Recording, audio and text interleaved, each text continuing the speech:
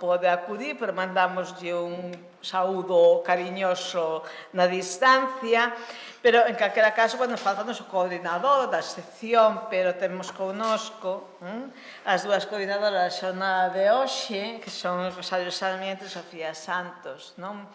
Esta é unha xornada que aí fomos un pouco escasos no título, non? Porque, claro, as creadoras galegas do século XXI pode facer pensar que nós tiñamos a pretensión, ou osadía, ou atrevemento, non sei como chamarlle, de falar de todas as creadoras, de todos os ámbitos, de todas as disciplinas, de todas as artes, etc. Na xornada de hoxe realmente só se refire ou refírese, sin poñerlle só as artes plásticas, non? Digo isto porque, claro, para nós esta xornada colócase nunha intersección. É frecuente que nos coloquemos en interseccións, non? Colocámonos nunha intersección que, por un lado, estamos atentos á creación contemporánea, tamén os antecedentes da creación contemporánea, tamén quen foron esas figuras, eses representantes senlleiros de distinto tipo de movementos ou perspectivas que nos foron traendo a sermos o que son hoxe, que en algún caso supuxeron unha auténtica revolución, noutros casos supuxeron unha semente grande producida nun certo momento, etc. Que estamos continuamente, sobre todo máis na sección de arte, incluso que noutras, con esta revisión dos que nos trouxeron ata aquí. E, naturalmente, dentro desas revisións, como a que se fixo de Atlántica ou como se fixeron outras, hai homes e hai mulleres, non? Sempre poñendo acento en que hai mulleres para que na escolma non se perda nunca esa perspectiva. E logo está a outra, a de que, claro, nós, dentro dunha das nosas liñas, está a memoria, claro, pero nós sempre fixemos moito fincapé no labor do Consello da Cultura en visibilizar o traballo das mulleres nas distintas áreas, tanto no presente como no pasado, non? Aí está o álbum de mulleres, aí está esa actividade que facemos o último xoves de outubro, que son as pioneiras, mulleres vivas, pioneiras en distintos ámbitos, sobre todo ámbitos non moi transitados tradicionalmente por mulleres e que supuxeron un punto de inflexión a partir do cal outras podemos vir detrás, non? Ou, levamos moitos anos facendo un ciclo de cinema que primeiro era creadoras galegas da imaxe e agora se chama Olladas de Muller, que facemos en colaboración coa Filmoteca de Galicia. Quero dicir que hai esta ollada da presenza e valorización do traballo das mulleres nas distintas áreas e esta súmase desde a sección de creación e artes visuais contemporáneas a que pertencen elas dúas, que foron as que diseñaron a xornada de hoxe, que foron as que a coordinaron, que a conduciron ata aquí e elas teñen a palabra, non sei en que orde queredes falar.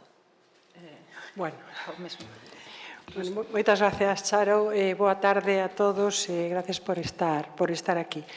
Bueno, esta xornada, a que efectivamente, como di a nosa presidenta, ten un título, quizá, digamos, que abrangue moi amplio, é dicir, parte de alguna maneira, en conversas con Sofía Santos, que a miña compañeira na Comisión de Artes Visuais aquí no Consello, parte de alguna maneira a partir do informe que este Consello publica no ano 2015, dirixido por a profesora María Luisa Sobrino Manzanares, un informe moi importante, digamos, para todo o que supón esta reflexión sobre a presencia das creadoras dentro do sistema artístico, que foi Arte e Muller. Este informe, que facía un traballo de revisión entre os años 1990 e o 2013, de como había sido a presencia das artistas en todo o entramado, en todo o sistema artístico galego. Realmente, as conclusións que dese informe, bueno, pues realmente eran bastante demoledoras, ¿no? Porque despois de revisar todos os ámbitos, o coleccionismo, os museos, as exposicións temporais, a presencia en galerías, etcétera, etcétera, a profesora Manzanares, e cito textualmente, decía: a maioría das mulleres artistas encóntrase aínda buscando o seu propio oco nos diferentes camiños dun sistema cultural resido por homes, non? Isto é unha cousa do 2015. Bueno, pasaron 10 anos, estamos tamén no primeiro tercio do século XXI e eu creo que un pouco a pregunta e a cuestión é se isto sigue sendo válido, se en Galicia seguimos, digamos, con esta premisa de que, aunque se ha avanzado, aunque hai, digamos, logros moi importantes, seguimos con esas rémoras todavía dentro do que a igualdade da presencia e a paridade das creadoras, non? Bueno, eu creo que en todas as cousas, e máis en esta revisión do papel das mulleres dentro do sistema artístico, penso que é casi como un paso adiante e dous para atrás, moitas veces, non? Se pensamos, por exemplo, neste 2024 no que estamos, vemos como o Museo de Referencia no Estado Español, como é o Museo Antís en Borremisa, inaugurou a temporada deste ano con unha exposición Mestras, unha exposición extraordinaria que pasaba revista ao papel das artistas durante, bueno, digamos, no panorama mundial desde o Renacimento. Unha exposición que, además, penso que foi, tuvo un enorme éxito de visitantes e tamén o catálogo, etcétera, etcétera. E agora, ademais, está seguindo a súa programación, por exemplo, con unha exposición como Isabel Quintanilla. Outro indicador, por exemplo, moi positivo é o informe que acaba de publicar foi moi pouco tempo MAP, a Asociación de Mulleres nas Artes Visuais. Sabedes que, bueno, todos os anos sacan unos informes despois da cita das ferias en Madrid, non? Bueno, pois a Feria Arco, que de alguna maneira é o referente importante, non? Dentro do sistema artístico, do coleccionismo e do mercado de arte en España, pois estamos con unhas cifras casi cercanas a la paridade del 50%, del 40,1%, o cal realmente un dato moi importante, non? Pero frente a eso, como este é un camino de un paso para adiante e outro para atrás, bueno, pois desde un museo, o primeiro museo dedicado en Galicia a un artista, o Museo Bea Rey, inaugurado no 2019 no Sobrado dos Moses, un museo fantástico, ademais, con unha importantísima colección dela, está pechado. Se ha pechado e eu creo que sine die e, bueno, ha desaparecido un pouco do panorama museográfico, non? Frente a eso, bueno, pues tenemos outras boas noticias desde que falaremos pola tarde, como é, bueno, pues o traballo que fai o CEGAG, o traballo que se fai tamén desde a Fundación María José Jove, pero, bueno, les falarán os seus responsables. Co cal, digamos que un pouco a idea é reflexionar, por un lado, con creadoras plásticas, con artistas, e logo tamén coas instituciones e, por suposto, coa universidade, con a aportación que fará Miguel Anxo Rodríguez un pouco dentro de todo este panorama. O sea, que esa é un pouco a idea sobre a que estamos traballando e, bueno, evidentemente agradecer a posibilidade que desde o Consello de facer esta xornada. Sempre é moi importante traballar en prol de revisar e de ver o protagonismo das mulleres artistas, pero tamén de todas as mulleres que traballamos no sistema artístico. E tamén dar as gracias a todas os que vades a participar aquí e a todas as persoas que nos acompañan. Así que, bueno, por miña parte nada máis, e moitas gracias, e empezaremos xa con a primeira mesa redonda. Bueno, eu non podo máis que sumarme o agradecemento ao Consello da Cultura Galega por promover esta xornada. Foi un placer coordinala xunto con Rosario. Un pouco ela xa estableceu as bases un pouco que nos levaron ao diseño do que é esta xornada. E, como decía Rosario, que é un termo moi xeral o título do que é a sesión, pero logo temos as mesas redondas que xa están máis concretas nun aspecto determinado, e logo o relatorio que, como decía Rosario, fará Miguel Anxo. E nada máis que darvos as gracias tamén a vos, a todos os participantes e a todo o público por estar hoxe aquí connosco. Moitas gracias.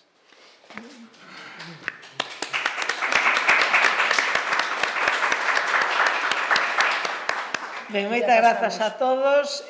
Chamamos á mesa as nosas primeiras convidadas, Mónica Alonso, Celeste Garrido e Alejandra Pardo. Me quedo aquí para pasar. Casi quedo aquí para pasar. Ese micro de ruido, cando estaba falando dela, sentíase como que de vendaval. Sí, luego nos cambiamos. Voy a presentar. Vale. Yo xa quedo por aquí. Faltanos unha silla. Da igual, que se te donde queréis, porque despois se quieres pasar a cuestión, sí, eu quedo na esquina. No, sobre todo porque teño que pasar eso.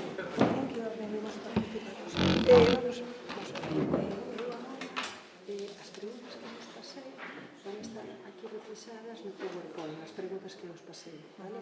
Entón, eu vou primeiro facer unha presentación de currículo moi sinxela de cada unha das outras tres. Entón, podemos facer o seguinte, se queredes. Eu levo as cuestións, e vos, cada unha de vos habláis sobre esas, ou vamos cuestión por cuestión. Eu creo que é mellor leer as cuestións e que despois vosotras bueno, pero e despois vos habláis cada unha. Exactamente.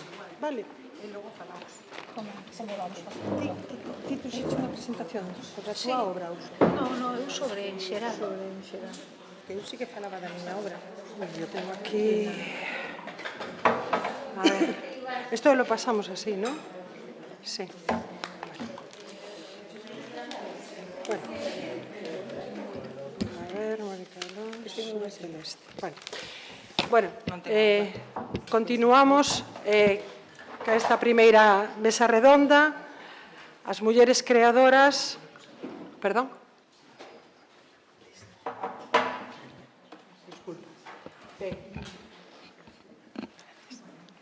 As mulleres creadoras ante os retos actuais da plástica en Galicia.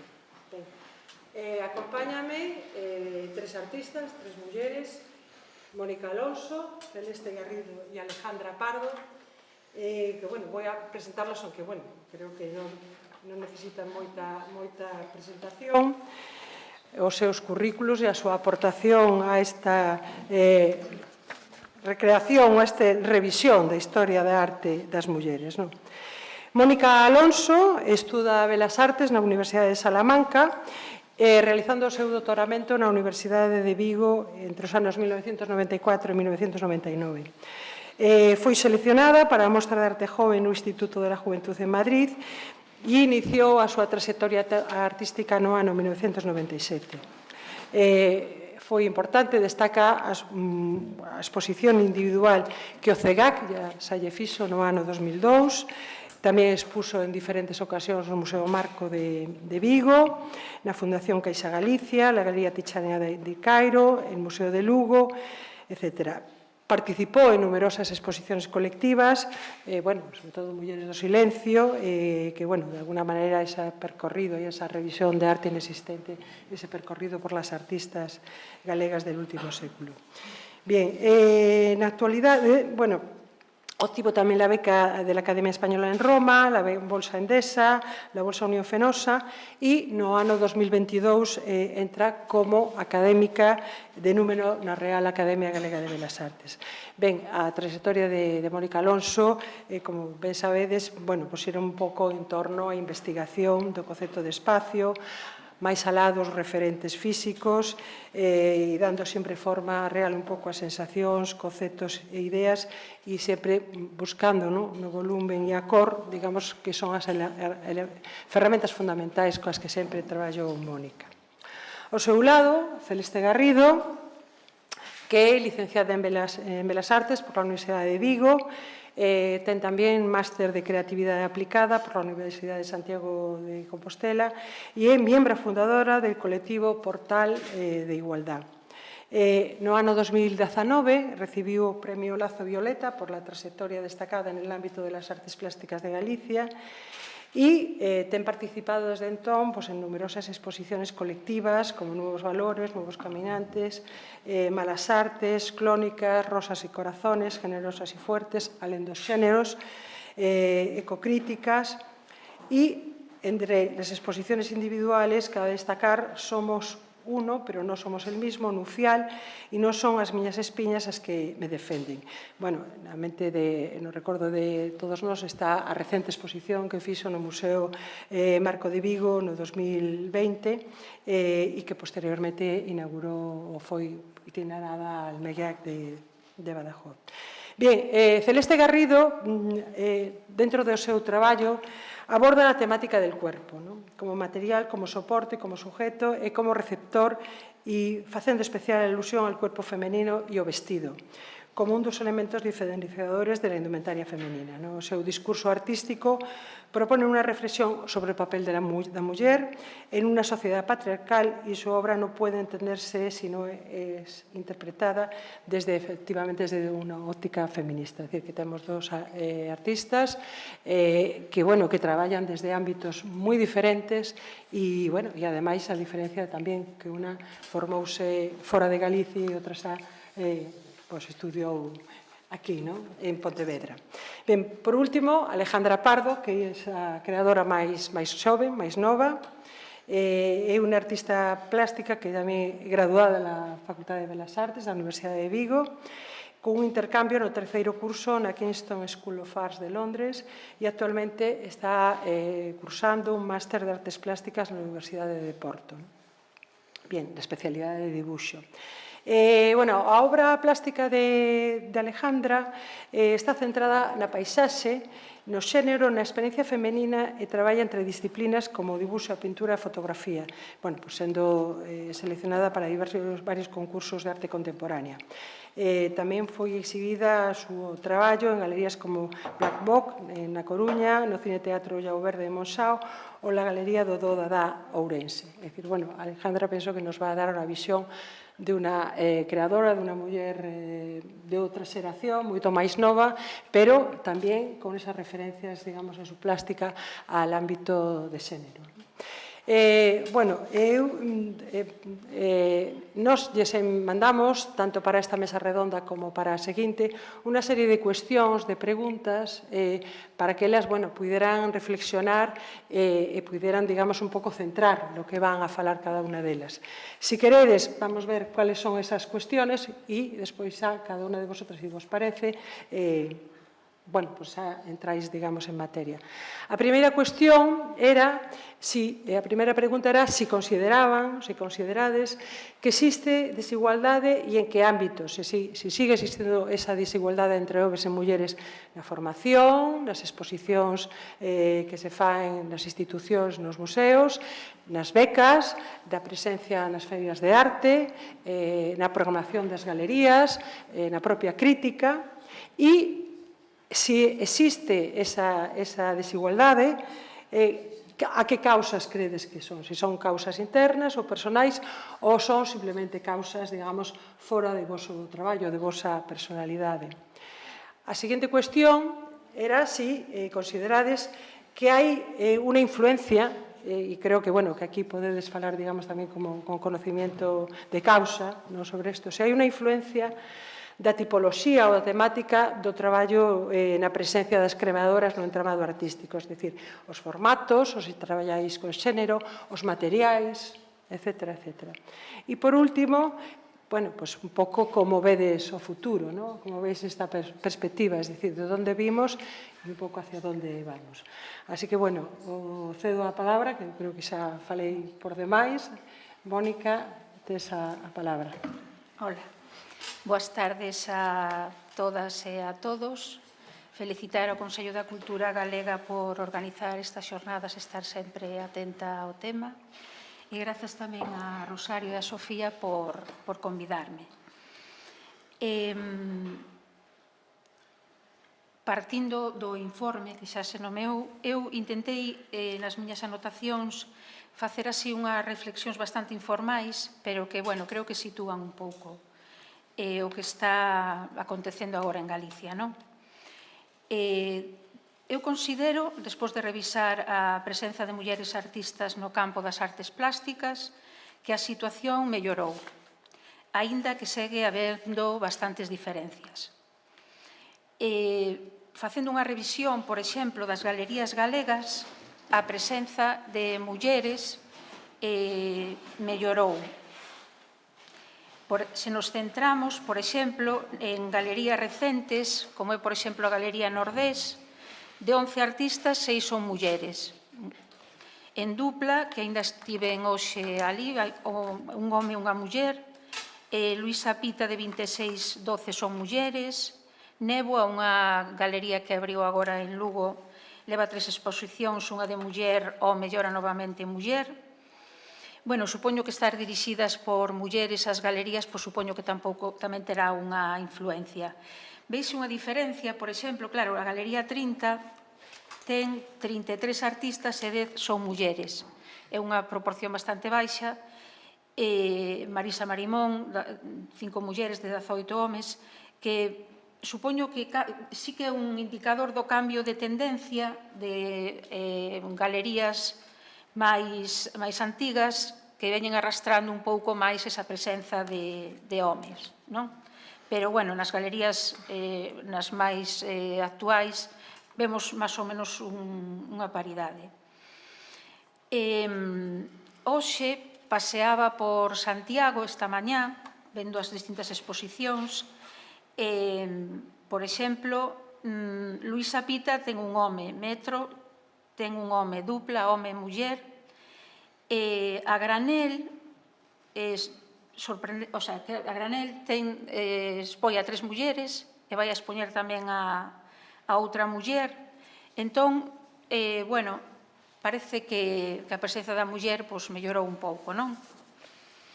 Interpreto que esta proporción se manterá tamén nas feiras, tal e como se comentou, que xa está subindo, nos principais museos galegos, no CEGAC e no Marco, aínda que na actualidade teñen artistas homes, pois aí fixeron proxectos de distintas artistas mulleres.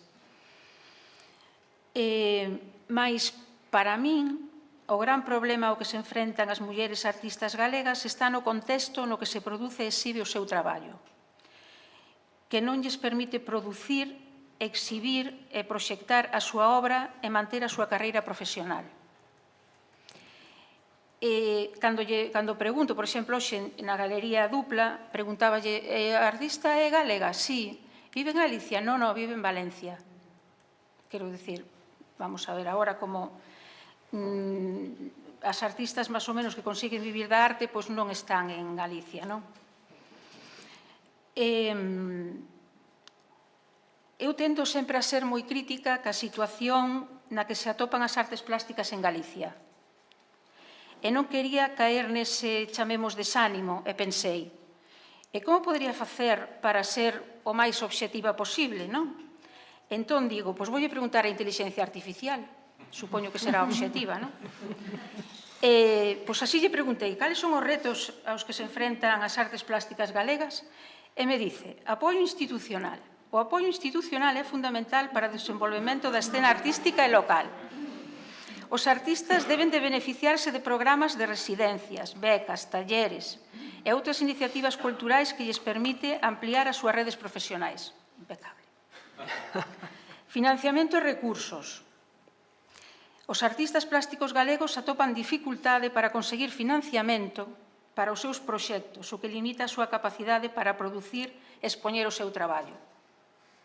Claro. Visibilidade e acceso ao mercado da arte. A conexión con galerías, coleccionistas e outros actores do mercado da arte é fundamental para o éxito e a sustentabilidade, que creo que é unha palabra que debemos de ter moi presente, porque un artista ten realmente que vivir da súa profesión. Sustentabilidade da carreira dun artista. Os artistas galegos poden enfrontar desafíos para establecer e manter as conexións internacionais, especialmente se están xeográficamente distantes dos puntos de centros artísticos. E despois, unha última opinión, fala do diálogo internacional. Di como, a pesar da súa rica historia cultural e histórica, as artes plásticas galegas non teñen a mesma visibilidade internacional que outras escenas artísticas. Os artistas galegos non teñen a posibilidade de establecer un diálogo significativo coa escena artística global, que pode implicar a participación en exposicións internacionais, residencias artísticas e participación en proxectos de colaboracións transnacionais. Eu estou de acordo coa inteligencia artificial. Quero decir, porque, bueno, claro, fai un mes tuvo lugar en Lugo unha exposición que se titulou 7 na que se quería facer visible o escaso número de artistas mulleres que había na colección do Museo Provincial de Lugo. Hai un total de 7, entón o comisario Sergio Marei elexiu bueno, desas 7 só 2 estamos vivas. Eso tamén hai que telo en conta, non? O comisario Sergio Marei seleccionou 7 mulleres emerxentes para que realizaran unha obra baseada na obra das artistas da colección. Esta obra queda na colección do museo, ampliando así o número de mulleres a 14. Son artistas xoves que eu tampouco coñecía moito os seus nomes, Noa Costas, Cristina Chiarroni, Carme Quintán, Sabela Iriz, Greta de Belius, Nora e Lara Castro Lema, que afortunadamente xa tiven a ocasión de compartir con elas e de coñecer as artistas máis novas, que naceron na década dos 90 e que teñen entre 25 e 34 anos. Eu tive a oportunidade de moderar a mesa redonda As mulleres na arte, retos e dificultades, que buscaba amosar que implicacións ten a profesión na arte ser muller, analizar dificultades como a visibilidade, as oportunidades laborais, a presenza en espazos expositivos e museísticos, mas tamén analizar posibles maneiras de solventalas. Lancei as seguintes preguntas. Unha era se atopades atranco polo feito de ser mulleres e cales son esos atrancos. De entrada me sorprendeu porque non foi... Se miraron así un pouco como... Pois tampouco non tuveron claro eso de que realmente houbera ese atranco. Deuse unha resposta que na miña opinión foi moi interesante. Non viron os atrancos dun xeito directo, senón que dunha forma sutil.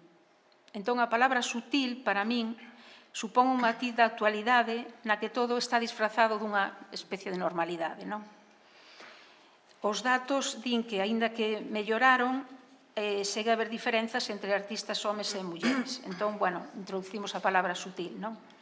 Outras preguntas foron: cal é a situación actual do mundo da arte no que estades inmersas? Como encaixa nela a vosa situación profesional? Sentidesvos desilusionadas? Manifestaron unha situación de precariedade. Non poden vivir da profesión de artistas e moitas delas teñen outra ocupación no campo do deseño.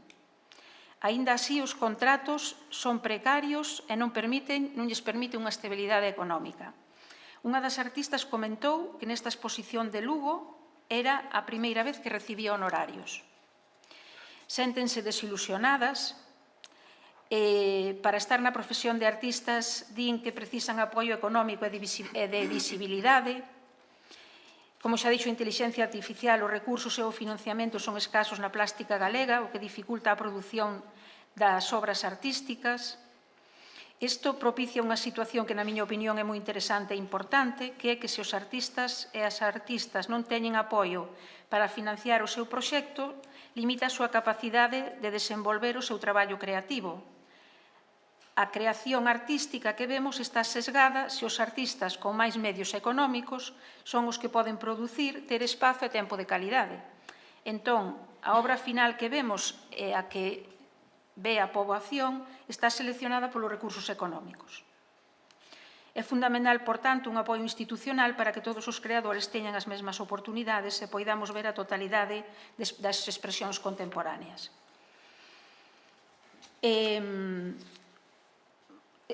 Escoitei aquí a Remedios Zafra, xa fai moitos anos, falando do seu libro O entusiasmo,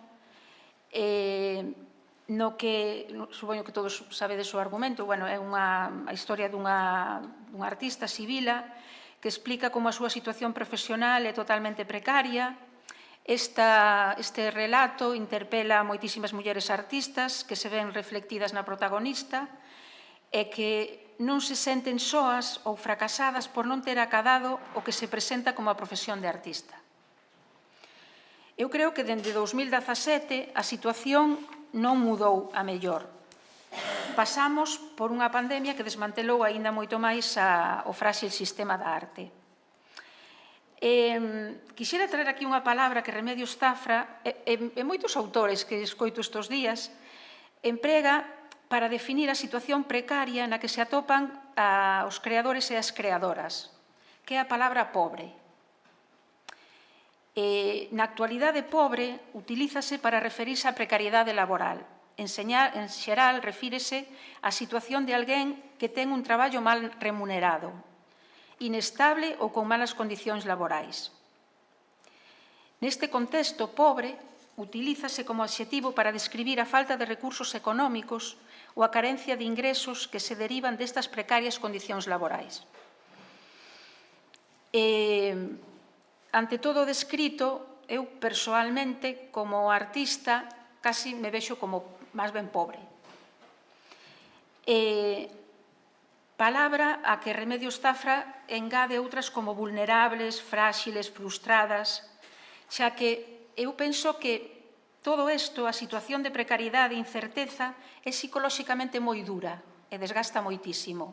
Entón, escoito ya moitas mulleres artistas novas que claro, que mentalmente se encontran bastante desilusionadas, non? Outra cuestión das que nomean e piden é a visibilidade, que ven dificultada para expoñer os seus traballos, e despois hai outra cuestión que eu considero moi importante e que é o recoñecemento social. A creación artística non ten o recoñecemento social que se merece como unha profesión máis. E como creador non tes recoñecido o teu lugar na sociedade na que vives, se non tes recoñecido o teu lugar, dificilmente podes manter a túa autoestima. A creación ten que ter o seu lugar. Isto se fala moitísimo, o tema de que hai que atender as necesidades laborais dos artistas que non gañan todos os meses e que que se lles pide que fagan fronte a unha vida normalizada que non poden facer fronte. Pero non só son artistas novas, eu tamén quero traer aquí as artistas da miña xeración e maiores, non? Case todas teñen unha segunda ocupación e as que viven da súa profesión están fora de Galicia. Vivir da profesión de artista plástica é moi difícil, por non decir case imposible. As artistas da miña xeración temos grandes problemas de visibilización e internacionalización. Somos creadoras que xa expuxemos en todos os espazos de exhibición galegos e o que precisamos é un apoio para dar un paso máis na proxección da nosa creación. Tamén apoio económico para realizar os nosos proxectos. Entón, na miña opinión, o grande problema está na situación das artes plásticas en Galicia. Unha situación tan desatendida na que non é posible o apoio e recoñecemento necesarios. Se este contexto é desfavorable para a creación e tendo en conta a desigualdade na que aínda se atopan as mulleres, fai que as mulleres creadoras estean nunha situación moito máis desfavorecida. Vou a comentar aquí unha cousa que, bueno, pode parecer así, é tremendamente persoal, pero é unha reflexión que teño e me gustaría compartila, non? Porque, por exemplo, se xa a nivel das institucións públicas non hai moito apoio, pois non sei, un pouco o apoio privado, non? Que debería de, pois, ao mellor tamén entrar, non? Vou a falar da Fundación MOP, Fundación Marta Ortega, na que está facendo, ten un espazo ad hoc no Porto da Coruña, e entrar neste espacio é como entrar noutra dimensión para min, da que volvo a sair para a miña, claro. O investimento económico destas exposicións é, na miña opinión, obsceno para a realidade que vive o país no que está localizada. Non digo en ningún caso que esta iniciativa non deba existir, pero tamén hai que apoiar a realidade do tecido cultural da sociedade na que vives. Dirédesme, a Fundación MOP dá X bolsas a artistas da Facultade de Belas Artes de Pontevedra que teñen a oportunidade de expoñer no Marco de Vigo. Moi ben. E despois, que? necesitamos bolsas, necesitase apoio, bueno, as bolsas Fenosa, etcétera, etcétera. E despois, como me imagino o futuro? Pois despois, non o vou decir despois do da inteligencia artificial, porque xa o dixo. Pero sí vou a dar unha noticia. A Fundación MOP aposta pola creación galega. Rehabilita un espacio de uso industrial convertido en estudios de artistas, nos que os creadores galegos teñen a oportunidade de materializar o seu traballo, expoñelo, poñelo en valor para proxectar así a súa creación e entrar a formar parte do entramado da sociedade galega. Pois bueno, falso, claro, pero, bueno, quero dicir que estaría moi ben, realmente, e non é tanto pedir, é poñerse a facer. E, bueno, esta é un pouco a miña aportación, e despois, se hai preguntas, pois xa casi que mellor. Bueno, moitas gracias, Mónica. Ten agora a palabra Celeste. Tengo que poner o PowerPoint. Ah, sí, déjame hecho así. Pasas para aquí? Pues sí, bueno. Por ahí. Pasar por ahí, pues vamos con la molestia. Nada.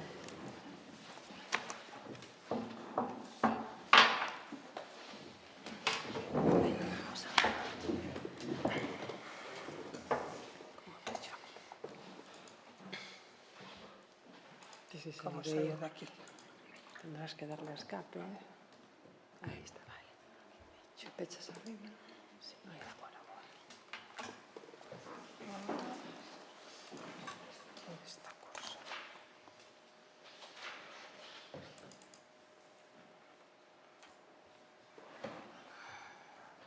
Bueno, eu entendín que tiña que relacionar a miña trayectoria artística con este contexto de Galicia e das exposicións que históricamente se foron facendo e como influíron na miña obra. Entón, eu vou facer agora, bueno, evidentemente tiña as preguntas dela, fonas incorporando, pero vou paisar as miñas imaxes, xa que o fixen así, para irme menos na miña obra e máis nas cuestións nas que estamos tratando hoxe. Bueno, pois, espera que vou ampliar aquí. Sí. Onde está aquí para poñer a presentación inteira? Ah, sí, ai, de acordo.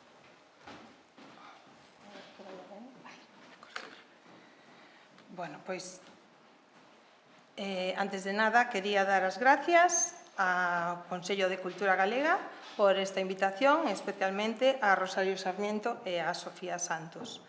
Estou feliz de poder comunicarvos tamén non soamente a sensación que eu teño deste ámbito galego, senón como estou na colectiva Portal de Igualdade, pois podo falar tamén un pouco de como o resto de España está respondendo, porque desafortunadamente non é moito mellor que o que está acontecendo en Galicia. Realmente a profesión artística é bastante precaria tamén en todo o territorio español por cuestións que despois xa vos irei comentando. Bueno, eu empecéi a traballar con cuestións artísticas e feministas por dúas razóns. A primeira é a miña influencia na infancia, que foi a de miña nai, que era modista.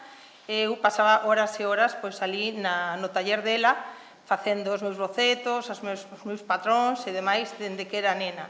Sinto que, igual que di Simone de Beauvoir, que non se nace muller, pois tampouco se nace artista, chega un a selo. E chega a selo por todo o que o rodea, sexa o contexto cultural, sexa o contexto social, o educativo e tamén o familiar. É imposible que nos teñamos grandes artistas se non vamos creando esa rede cultural xa dende nenos, artistas que vayan ás escolas, artistas que fagan os talleres e demais para que se vaya construindo todo ese ensamblaxe que despois permita que no futuro os artistas poidan, o sea, os nenos e as nenas poidan chegar a ser artistas, perdón. Espera que... Onde teño a do mandilón? Sinto que as mulleres temos que atoparnos a nós mesmas e aceptarnos e sentir a fortaleza que nos permita reivindicar en todo momento o noso espacio, tanto na arte como no mundo. Somos herdeiras de mulleres que deixaron a súa vida para que nós poidéramos votar, ir á universidade ou ter unha vida profesional. E, polo tanto, temos que exixir, se nós eliximos ser artistas, poder desenvolver esa vida profesional e non ter que dedicarnos a outras cousas. Pero que pasa coas mulleres? Que, en verdade, cando xurdiu a pandemia, puidemos corroborar que o 75% dos coidados aínda dependen das mulleres. É dicir, que na realidade non podemos desenvolver unha vida profesional porque, de algún xeito, estamos condicionadas tamén polos coidados da xente maior, que hoxe en día son os máis preocupantes, porque hai moitas persoas que teñen que cuidar dos seus pais, tamén dos nosos fillos e da familia en xeral. Inda hoxe, hai que ter en conta que, cando vas a unha xoguetería, tanto os xoguetes de nenos como os de nenas están ben diferenciados. Os nenos teñen coches, ferramentas, traxes de superheróis e as meniñas bonecas, comidiñas e kits de beleza. Dentro deste contexto é difícil que os artistas se poidan desenvolver, pero ainda máis as artistas. Temos o que toleramos e por iso sinto que nesta situación de desigualdade na que vivimos xa nos doeu bastante e temos que tomar medidas para que poidamos, por fin, protagonizar un cambio.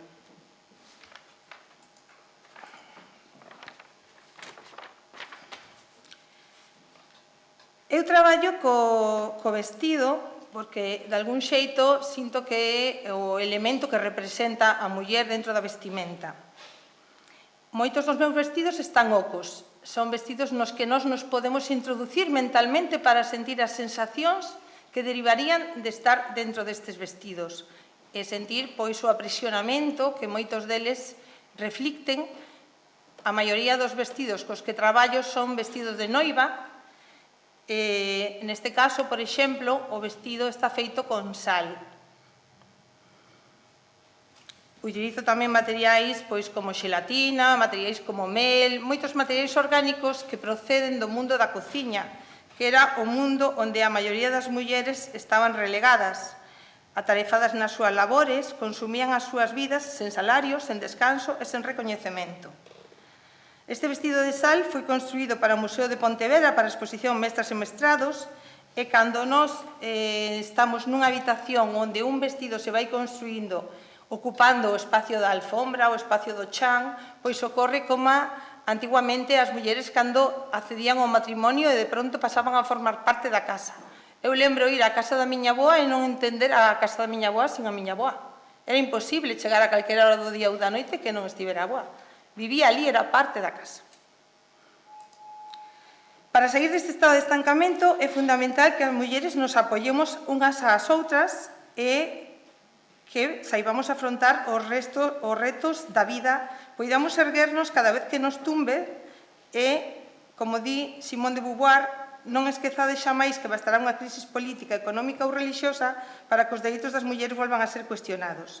Estes dereitos nunca serán por adquiridos, debedes permanecer sempre vixiantes toda a vosa vida. Isto fai un pouco unha reflexión en torno ao que xa comentaba Rosario, non, de que tal vez o informe de MAP deste ano nos favorece, pero o do ano que ven, sabe Dios, non ten por qué. A exposición Voile à la Fin, a primeira exposición Voile à la Fin, que se fixo en Marín, pois concebiuse, digamos, por parte de Yolanda Herranz. Nese momento dos anos 80 e 90, pois foron frecuentes as exposicións de mulleres artistas, pero non coa idea que temos hoxe de exposición feminista. Na maior parte das exposicións de mulleres artistas actuais, digamos que hai un posicionamento de xénero. Pero naquel momento non. Naquel momento estaban incluso mal vistas. As exposicións de artistas mulleres chamábanse exposicións de artistas femininas. Entón, moitas das mulleres non querían sequera participar nestas exposicións porque se utilizaba o término feminino como dun xeito condescendiente. De maneira que como era de segunda clase, parecía unha exposición de amas de casa que pintaban.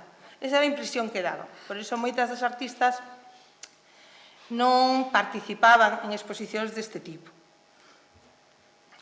Nos anos 80-90, aquí en Galicia, era o escenario dun amplio movimento artístico e cultural que foi Atlántica. E dentro do grupo de Atlántica só unha muller estaba incluída, que era Menchu Lamas. Non se vía como algo extraordinario que non houvese máis que unha muller. Ao contrario, celebrábase que houvese unha muller.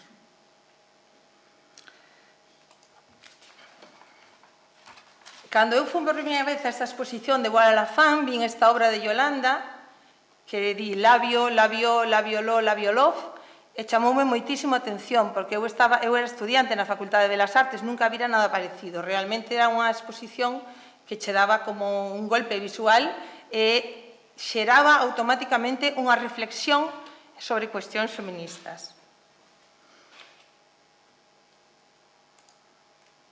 Aquí ves un pouquiño mellor. Eu no ano 98 era estudiante de doutoramento, quería empezar a expoñer e fun ao Ateneo Santa Cecilia porque tiña visto esta exposición no ano 92 e considerei que tamén podía participar. Entón preguntei, en ese momento, pois a exposición xa non se estaba celebrando, o ano anterior xa non se celebrara, deixárase de celebrar, entón propuxéronme que eu fose a comisaria. Aceptei o reto e, dende entón, pois, sigo facendo cada ano a exposición Voar a la Fam no Ateneo Santa Cecilia de Marín e por ali pasaron xa máis de 250 artistas. A maior parte delas galegas, porque desde que eu retomei a exposición, o contexto é o de artistas emerxentes, a maior parte delas da Facultade de Belas Artes de Pontevedra. Esta é a imaxe do ano que eu participei por primeira vez. Novos Camiñantes, no ano 1999, eu tiña 26 anos, estaba contraendo matrimonio ese ano, e foi cando Miguel Fernández Cid me seleccionou para formar parte da exposición Novos Camiñantes, na que participei tamén xunto con Mónica. As novas linguaxes, Miguel, digamos que pretendía falar do que había despois da Atlántica, das novas linguaxes estéticas e conceptuais completamente diferenciadas dese grupo Atlántica, que fora ata o momento o eixo sobre que a arte galega se sustentaba. Era incuestionable a influencia de artistas procedentes de Salamanca, Madrid, Barcelona ou Bilbao, que agora eran os nosos profesores na recén inaugurada Facultade de Belas Artes e, polo tanto, os transmisores do coñecemento. E dai que se produxese un cambio significativo. Estas eran dúas das miñas obras que estiveron naquela exposición. Esta foi a que fixen exprofeso para a exposición titulase Nupcial e, de alguma maneira, estaba relacionada co momento que eu estaba a vivir. Este vestido estaba levitando sobre ese círculo de xelatina vermella que co tempo acababa apodrecendo, pois como pasa moitas veces coas relacións humanas. Despois desta mostra, eu entrei a formar parte do grupo de investigación ES2, dirixido naquel momento por Yolanda Ranz, con liñas de traballo que estaban centradas nas cuestións de xénero. Iso para mí foi unha grande influencia, porque constantemente estaba en conferencias, en xornadas e demais relacionadas co xénero. Recibí un gran aprendizaxe nese momento. Tamén, como cando era bolseira da Cátedra de Estudios Feministas, tive a oportunidade de vivir o momento no que se produxo a Marcha Mundial de Mulleres aquí en Galicia e participar na exposición Clónicas. A miña participación en Clónicas fíxome sentir parte dese movimento global que abarcaba o concepto de sororidade e o facía extensible a toda a humanidade. Dende ese momento, toda a miña trayectoria artística está enfocada á creación dende un posicionamento de xénero. A homenaxe á muller que poñía a revista Ola xa non era unha homenaxe. Eu utilicei estas dúas obras para que eran extraídas da revista Ola tal cual. Noutro momento comentaríamos o que pon nos textos, pero, dende logo, tratan a muller como se fora un obxeto, un adorno, un ente que nin sequera pensa, e invítanlle ao home a que non teña reparo e vergoña en sacala da casa, que ela tamén é capaz de opinar, que poden pasear xuntos e compartir a vida. Entón, naquel momento resultaba como brutal ver estas imaxes cara a cara, eran solamente do ano 69. Afortunadamente, a cousa mellorou moito, pero, inda así, se nós falamos, por exemplo, da historia da arte, habría que facer unha revisión completa do que aconteceu ao longo de todos os anos, porque, de pronto, a maternidade, por exemplo, de Picasso ou de Modigliani teñen pouco que ver coa versión que fixo Andrea Costas no marco da maternidade. Entón, hai un montón de temáticas que se empezaron a tratar dun xeito diferente dende que as mulleres estamos no ámbito da arte. Alén dos xéneros, foi para mí unha exposición fundamental, na que eu tamén participei. Claro, aquí solamente nombro exposicións nas que eu participei. Este foi un gran punto de inflexión aquí en Galicia, a exposición de Anxela Caramés, nela cabían todas as novas propostas conceptuais. As mulleres falaban sobre o seu corpo, a cousificación dos mesmos, a súa sexualidade, a hipersexualización, a violencia contra as mulleres, os ventres de alugueiro, a prostitución, as relacións de parella, os roles de xénero, a corresponsabilidade, a maternidade, os cuidados, a dependencia, as cuestións de identidade, diversidade de xénero o interracial, a interculturalidade, o tránsito do privado ao público e a precariedade laboral, a brecha salarial ou o abuso de poder. Estas son, ata a data, algunhas das problemáticas de interese nas que se centran tamén a creación das artistas que participaron nas sucesivas edicións de Walla la Fam. Trátase de temáticas que nunca foran antes deste século abordadas, porque non eran propias do mundo da arte dende unha óptica exclusivamente masculina. Fixadevos todo o que acabo de nomear e todas estas aportacións foron feitas desde que a muller entra no mundo da arte. Bueno, aquí son algunhas das obras que eu expuxen nesa mostra e algunhas outras máis, que xa non vou comentar, vou pasar máis ao que nos ocupa, non?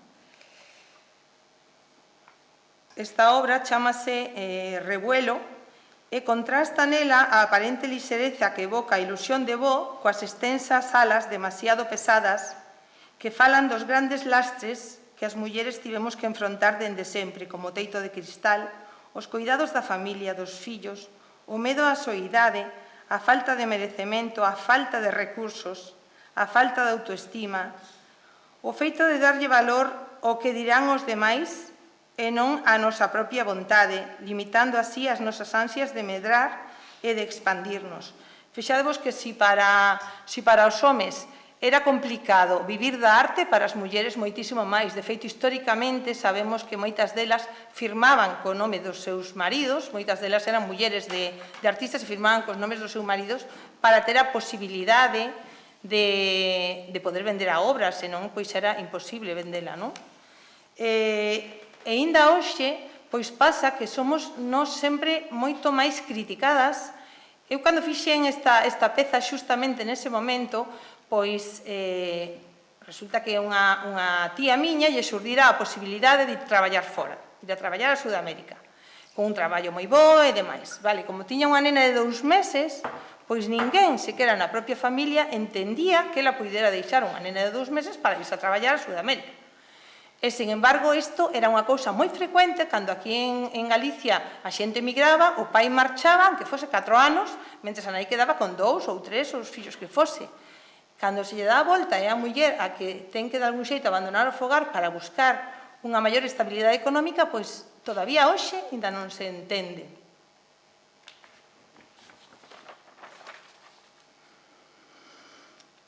Esta é outra das miñas obras que un pouco fala dos labirintos aos que nos enfrontamos, dos labirintos en xeral. Eu tamén vexo este reto de vivir da arte aquí en Galicia como un labirinto onde moitas veces estamos perdidos e non sabemos para onde tirar, e non hai unha ruta, unha traxectoria clara, como pasa con outras profesións que teñen un marcado traxectorio onde as persoas van dando certos pasos que os permiten avanzar e poder, de algún xeito, medrar, evolucionar, ter máis recursos económicos e demais.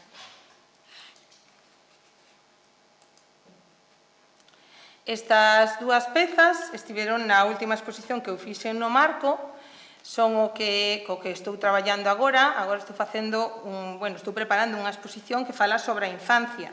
Pareceme importantísimo preservar a infancia, pareceme que nós debemos de decir aos nenos, pero especialmente ás nenas, todas as cousas que poden chegar a facer. Non debemos caer nas creencias limitantes das xeracións anteriores que nós moitas veces repetimos, pero que non nos pertencen e que reproducimos. E debemos asegurarnos, garantir que verdadeiramente as xeracións que están chegando, que van dando pegadas e que van a ser os futuros que as futuras artistas non teñan os mesmos problemas que se levan repetidos durante moito tempo. Eu, que me quero dedicar agora cada vez máis á parte artística e expositiva e cada vez menos á parte que me sustenta económicamente, que é do profesorado, pois o que fixen, dígolo francamente, foi un máster en finanzas para poder ter ingresos pasivos e despois poder facer o que me dá a gana. Hasta ese punto. Entonces, nin siquiera na Facultade de Belas Artes ensinan como ti podes desenvolverte despois de terminar a facultade. Onde te tens que dirixir, que podes facer, como vas a lograr dar un paso máis. Este catálogo é da exposición 25 Bola la Fen, onde se recollen as primeiras 25 edicións, unha selección das primeiras 25 edicións da exposición. Aquí hai algunhas imaxes, fíxose no Museo de Pontevedra.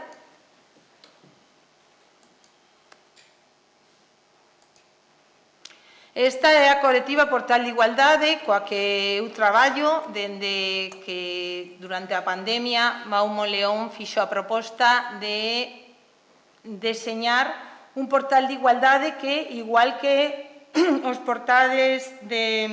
Vamos a ver... un portal de igualdade que permitise nas web dos museos que estivese reflectido de algún xeito se os museos apoian ou non dunha maneira real a igualdade entre mulleres e homes. A verdade é que escribimos moitísimas cartas á maior parte dos museos de España e sí que nos reunimos cos directores e sí que se recibiu unha boa resposta e aparentemente están por colaborar a maioría deles. Tamén é certo que cando lles preguntamos, por exemplo, sobre as obras que tiñan os museos, pois ocorreu que a maior parte dos museos non tiñan un fondo de obra artística feita por mulleres. Cando existía, nin sequera estaba ou ben arquivado ou restaurado, de algún xeito priorizouse sempre a feita por homes e agora estáse rescatando nos museos esa obra feita por mulleres pois para darlle o seu valor. Moitas veces pídese ás mulleres que donen obra aos museos, a min isto pasoume, para poder intentar igualar vamos, facer equilibrar un pouco as obras de mulleres e homes. Os museos non teñen tampouco recursos para poder mercar masivamente obras de mulleres, pero sí é importante que a medida que se vaya mercando obra nova de aquí para adiante, pois se faga de maneira igualitaria e tamén que se faga un esforzo extraordinario por parte das institucións para recuperar todas esas obras de mulleres que foron significativas, pero que non se lles dou valor no seu momento. Eu agora estou participando na exposición Compartir e Vivir, que organizo xunto con Yolanda Ranz. É unha exposición na que participan artistas pois das máis importantes do mundo, como Regina José Galindo ou a propia Guerrilla Girls. Fíxose en Marín a primeira edición desta exposición, na rúa, nos espacios de Mupies e Marquesinas, e tivo, a verdade, unha moi boa acollida. Para facer a exposición, nos pedimos unha subvención, o Concello de Marín pediu unha subvención á Xunta. A exposición considero que se dou a parte económica que necesitaba para poderse facer adecuadamente, pagouselle tamén, por suposto, a todas as artistas, e despois propuxemos levala afora, e cando tratamos de expoñela por varios lugares de España, pois nos pasou que non estaban dispostos a volver a pagarlle as artistas os 200 euros que pedíamos cada vez que se expuxese nun lugar. Agora mesmo a exposición estivo en México e o día 29 inaugurámola no Museo das Mulleres de Costa Rica. A cuestión é que, a pesar de ser artistas de primeira talla mundial as que participan, non é tan fácil, non é tan doado que os museos e centros de artes dispoñan dunha partida económica adecuada, e non só é porque non queiran participar, non queiran colaborar con nós, é que verdadeiramente as institucións non lle están dando os recursos que se precisan para poder manter o sistema artístico. E, bueno, isto é un pouco o que quería aportar. Bueno, pues moitas grazas, Celeste. Vamos a pasarlle a palabra a Alejandra para intentar ter, aunque sea 5 o 10 minutos, e poder facer preguntas. Creo que te tens que deixar aí o sitio, porque ela tamén ten unha proxección.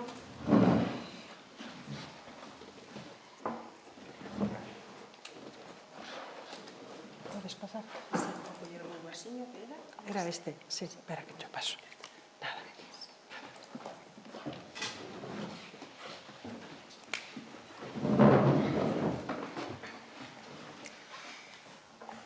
Hola a todos e todas. En primeiro lugar, quería agradecer a Rosario que contase comigo para esta mesa redonda.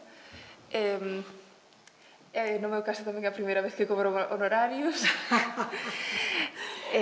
Sempre hai unha primeira vez.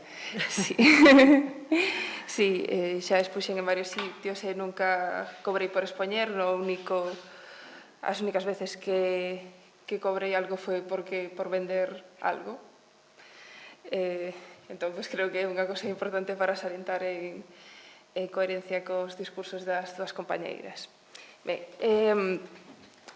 eu preparei a miña presentación pensando en que como é posible que, sendo unha clara maioría de mulleres nas facultades de Belas Artes entre o alumnado, cheguemos a ser unha minoría nas exposicións temporais de museos e galerías, nos fondos dos museos, incluso en altos cargos nas facultades de Belas Artes, que, ainda que tal vez este a mellorar nos últimos anos, seguimos a estar nunha clara desvantaxe.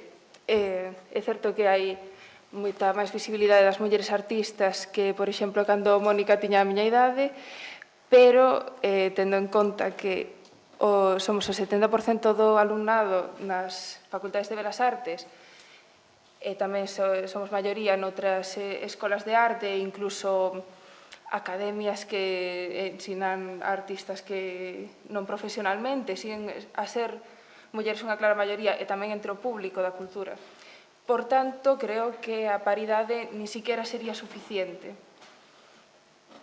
porque si somos o 70% das persoas con formación, seguimos a estar infrarrepresentadas no 50%. Entón, eu pensei, como é que se chega a isto? Eu comecei a pensar desde a facultade, neste caso sería máis para todos, tanto como homens como mulleres. Quería destacar a desconexión entre a Facultade de Belas Artes, sobre todo esta parte do alumnado, e o panorama artístico local e regional.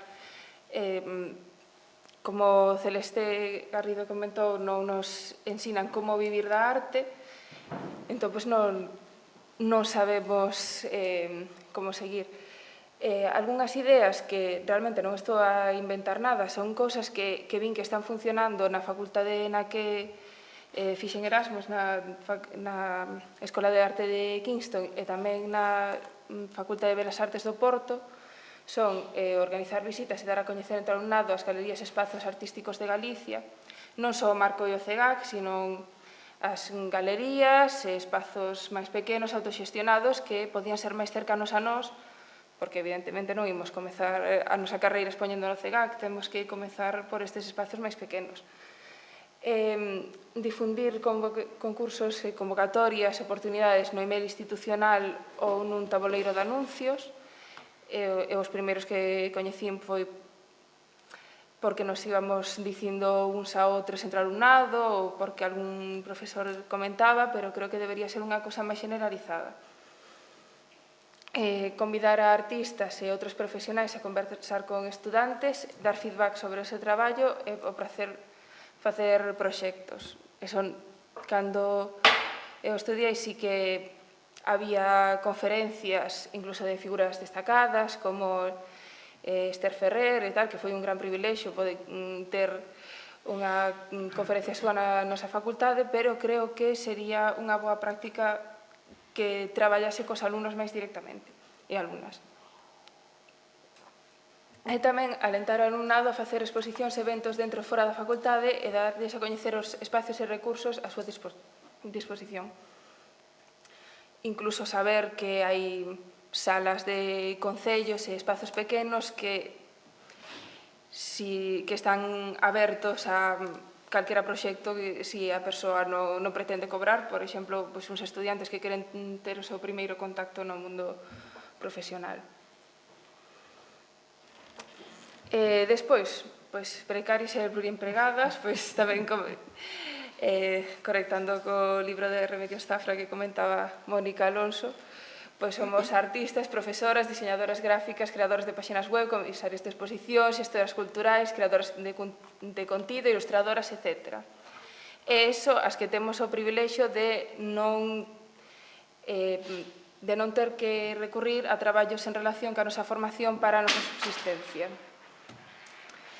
Ademais, se a arte creada por mulleres é menos valorada económicamente, menos comprada e menos premiada, e eso xa sumado ás dificultades da propia profesión de artista conleva, de precariedade, de que non se paga por expoñer ou por participar en proxectos e facemos todo por amor á arte,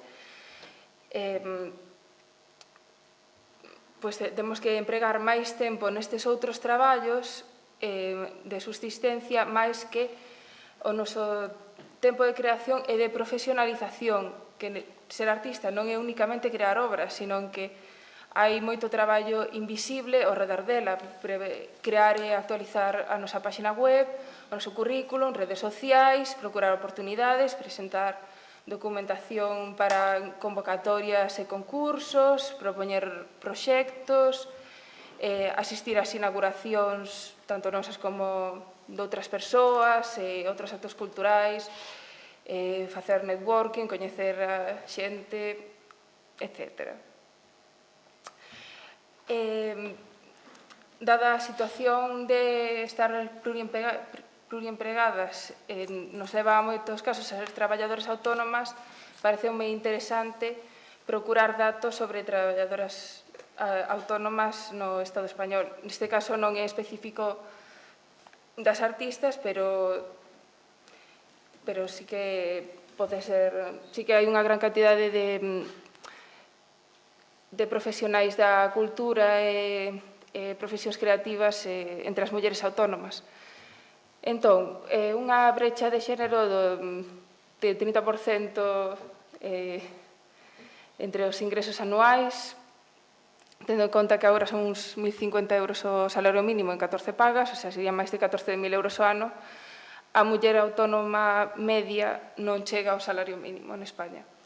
E os homes cobran uns 16.000 de media, que tampouco é que sexa unha maravilla. Sen baixa por maternidade remunerada, e que en di maternidade outros tipos de excedencias e cuidados, falta de políticas de conciliación, porque o día que non se traballa, o día que non se cobra,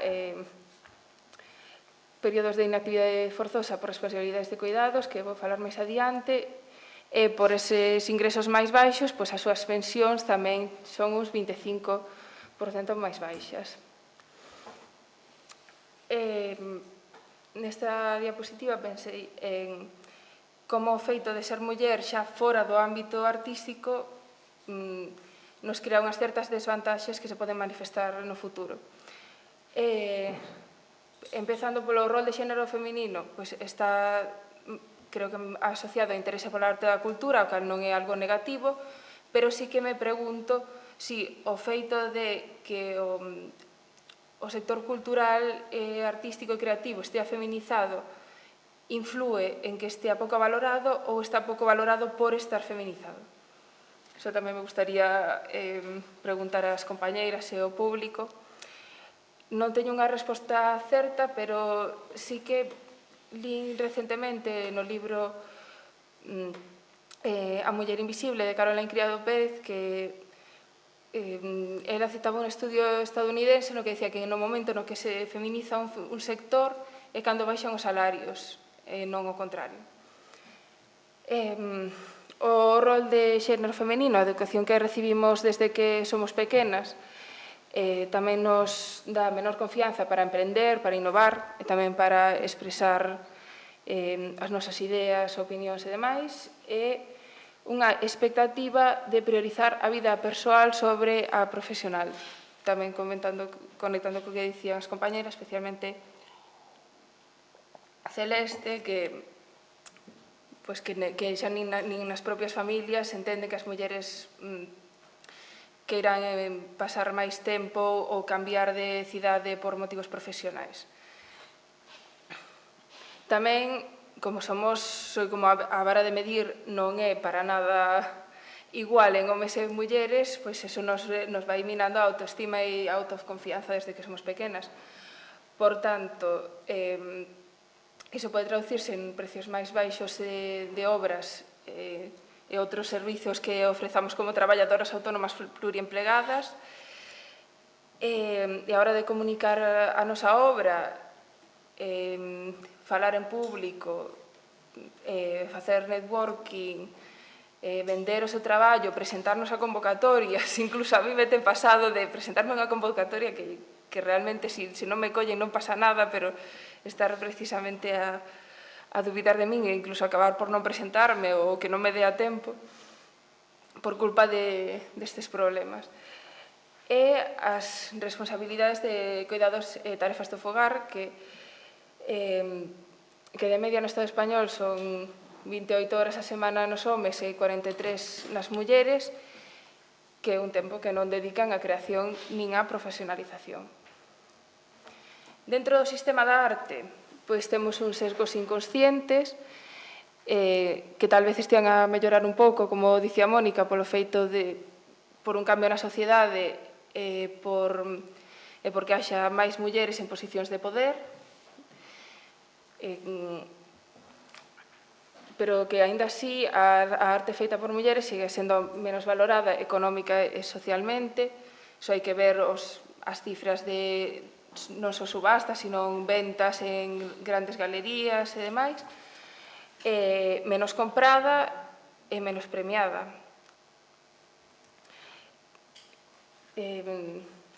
Tamén creo que existe unha menor confianza en que continúen a súa carreira a longo prazo, en parte xustificada por estas responsabilidades de cuidados que nos fan interrumpir as nosas carreiras, pero en parte, se non temos ese apoio, tamén é máis fácil que abandonemos ou que, aínda que sigamos criando, abandonemos un pouco ese mundo profesional ou deixemos de presentarnos a oportunidades.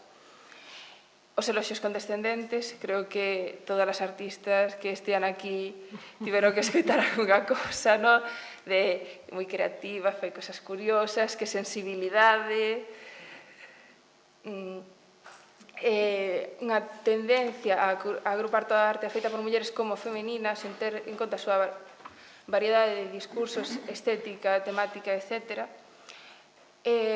Non estou tanto non estou en contra das exposicións e libros que agrupan as artistas mulleres diferentes polo feito de selo, porque en moitos casos, senón directamente non aparecen nos libros e nas exposicións, senón que precisamente falta esa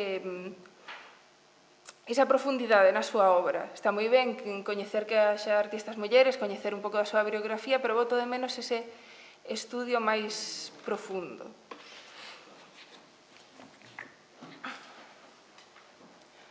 E, pois, un acoso sexual, como acontece en todos os ámbitos laborais, que os homens que o exercen non son a maioría, pero son os suficientes como para que a casi todas as mulleres nos tocase algunha experiencia desagradable.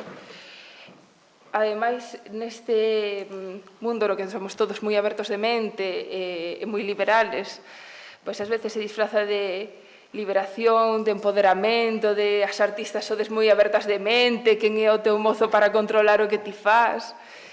O sea, non vale, o que teño mozo de toda a vida non lles vale. O sea,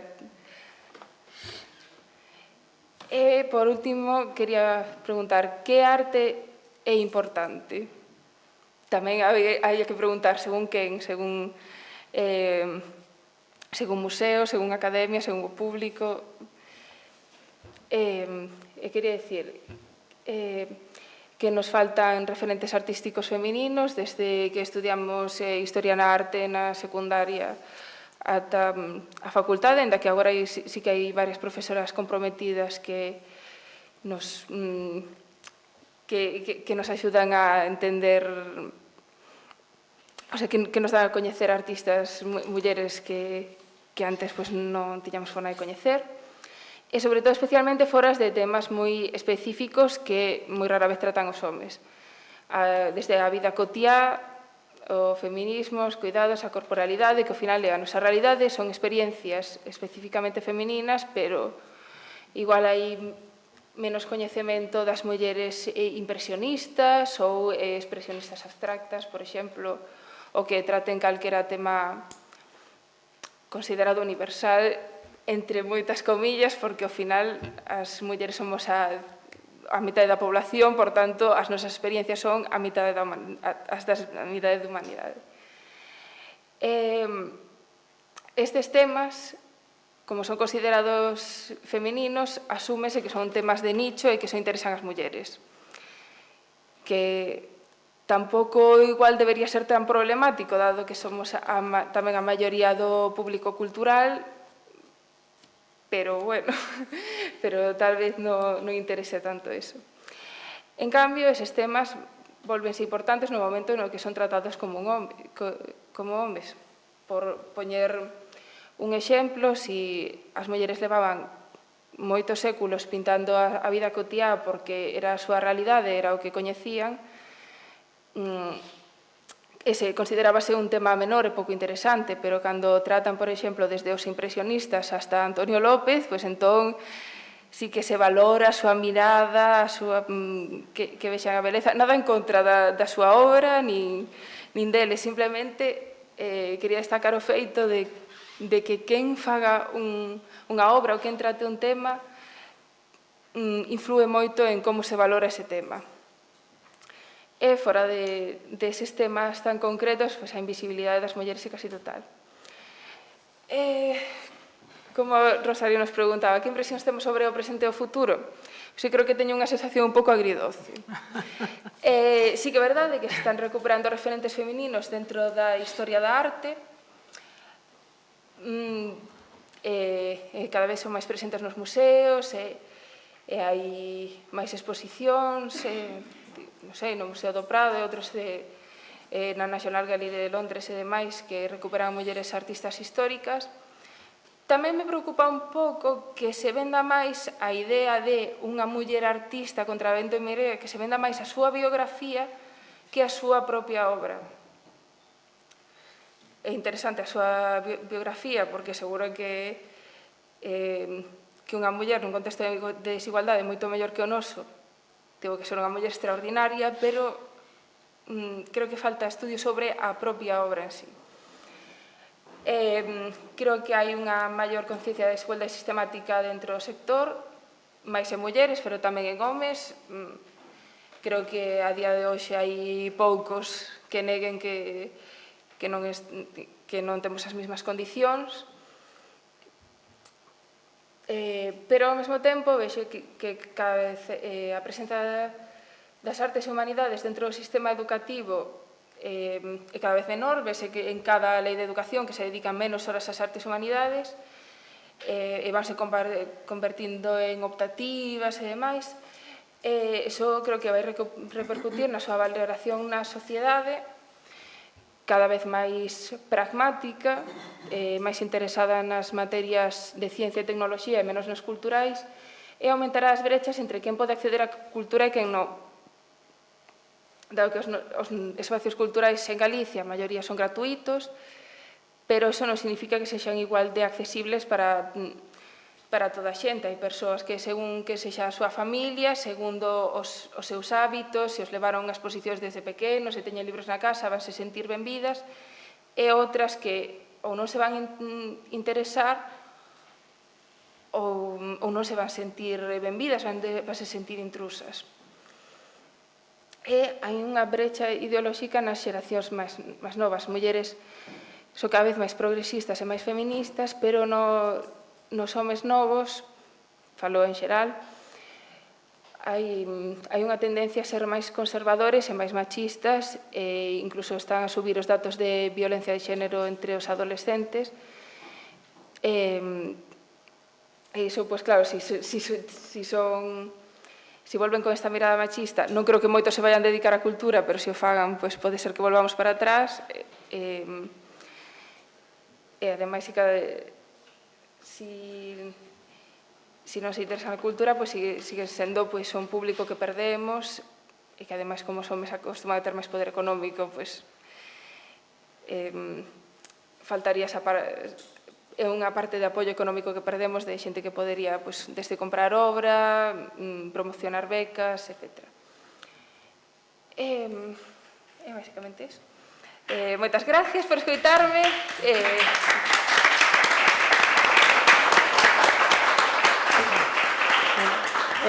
Moitas gracias, Alejandra. Non temos moito tempo, son para a próxima conferencia, pero non sei se queredes facer alguna pregunta agora, aunque logo podemos incorporar xa na última mesa redonda alguna outra cuestión. Hai alguna pregunta que querades facer? Parabéns por esa iniciativa, gustoume moito. Bueno, quería máis que unha pregunta que facer, algo máis un comentario, alguna reflexión. Penso que estou moi de acordo con todo o que se dixo, pero tamén é certo que moitos dos problemas dos que falades son problemas que acontecen no mundo da arte xeral, é moi difícil dedicarse á arte. No que nos deberíamos fixar non é datos positivos como o que pode estar, o cuidado das persoas que dependen de nós, aí sí que hai datos positivos que demostran que as mulleres tedes un problema de cara a dedicar profesionalmente a arte ou a calquera outra actividade. E logo chamame a atención de cousas tan obvias que se nos pasan, desapercibidas, supoño por eso del marxismo estructural que se fala tanto de toda a realidade, como fillos da nosa época, que pensamos nosotros que ninguén, actualmente ninguén que se dedique ao ámbito cultural se definiría a sí mismo como machista. Todos estamos de acordo, todos somos muy feministas, todos somos muy igualitarios, pero a mí chamame a atención como, por exemplo, nos organigramas dos museos, independentemente de que a cabeza visible, a máxima autoridade sexa unha muller ou un home, o organigrama cara abaixo, xerarquicamente, maioritariamente, sempre suele estar composto por mulleres. Recordo unha viaxe que fixen a Berlín, a Bienal de Berlín, non recordo que edición era aquela que comisariara Mauricio Catalán, e outros sabes que en Berlín sempre comisaria un artista e un crítico, un xestor. Pois era a buena que comisariara Mauricio Catalán, e merquei o catálogo, recordo estar nunha cafetería en Berlín, olhando o catálogo, que ponían os directores, Mauricio Catalán e o gestor que comisariaba, que era un home tamén. E de aí para baixo, todo o organigrama, absolutamente todo, que organizaba a Bienal de Berlín eran mulleres, dirección, comisariados, comunicación, todas as responsabilidades eran mulleres. E se supón que Mauricio Catalán e a Bienal de Berlín é superprove. Nos este ano estou facendo un pequeno examen de conciencia sobre 25 anos de presentación caseiro. Estou facendo listaxes de nomes para ir para baixo, de artistas que participaron, de comisarios que participaron, de personas que escribiron textos, etc. En todas esas listaxes dan unha maior proporción de homes que de mulleres. Agás nunha, que é cando facíamos as bolsas a creación artística, cando teníamos financiamento para abordar aquelas bolsas para algunas de los embaredes, que era unha cuestión competitiva, unha cuestión máis objetiva, máis aséptica, que de 4 edicións, 3 foron gañadas por mulleres e unha por un home. É a única categoría de toda a actividade que fixemos na Fundación Gaseo nas que as mulleres gañan por goleada, que foi porque era un proxecto, e ese proxecto se xulgaba de maneira máis ou menos objetiva, sin ter en conta quen asinaba ese proxecto. Por lo tanto, penso que o problema é un problema estructural, é un problema dese machismo que temos todos metidos na nosa cultura, sexamos homos ou sexamos mulleres. E hai outros exemplos ben curiosos, como que, por exemplo, cando, digamos, na xeración anterior de artistas, os que agora poden ter 70 anos, ou 68, ou 80 anos,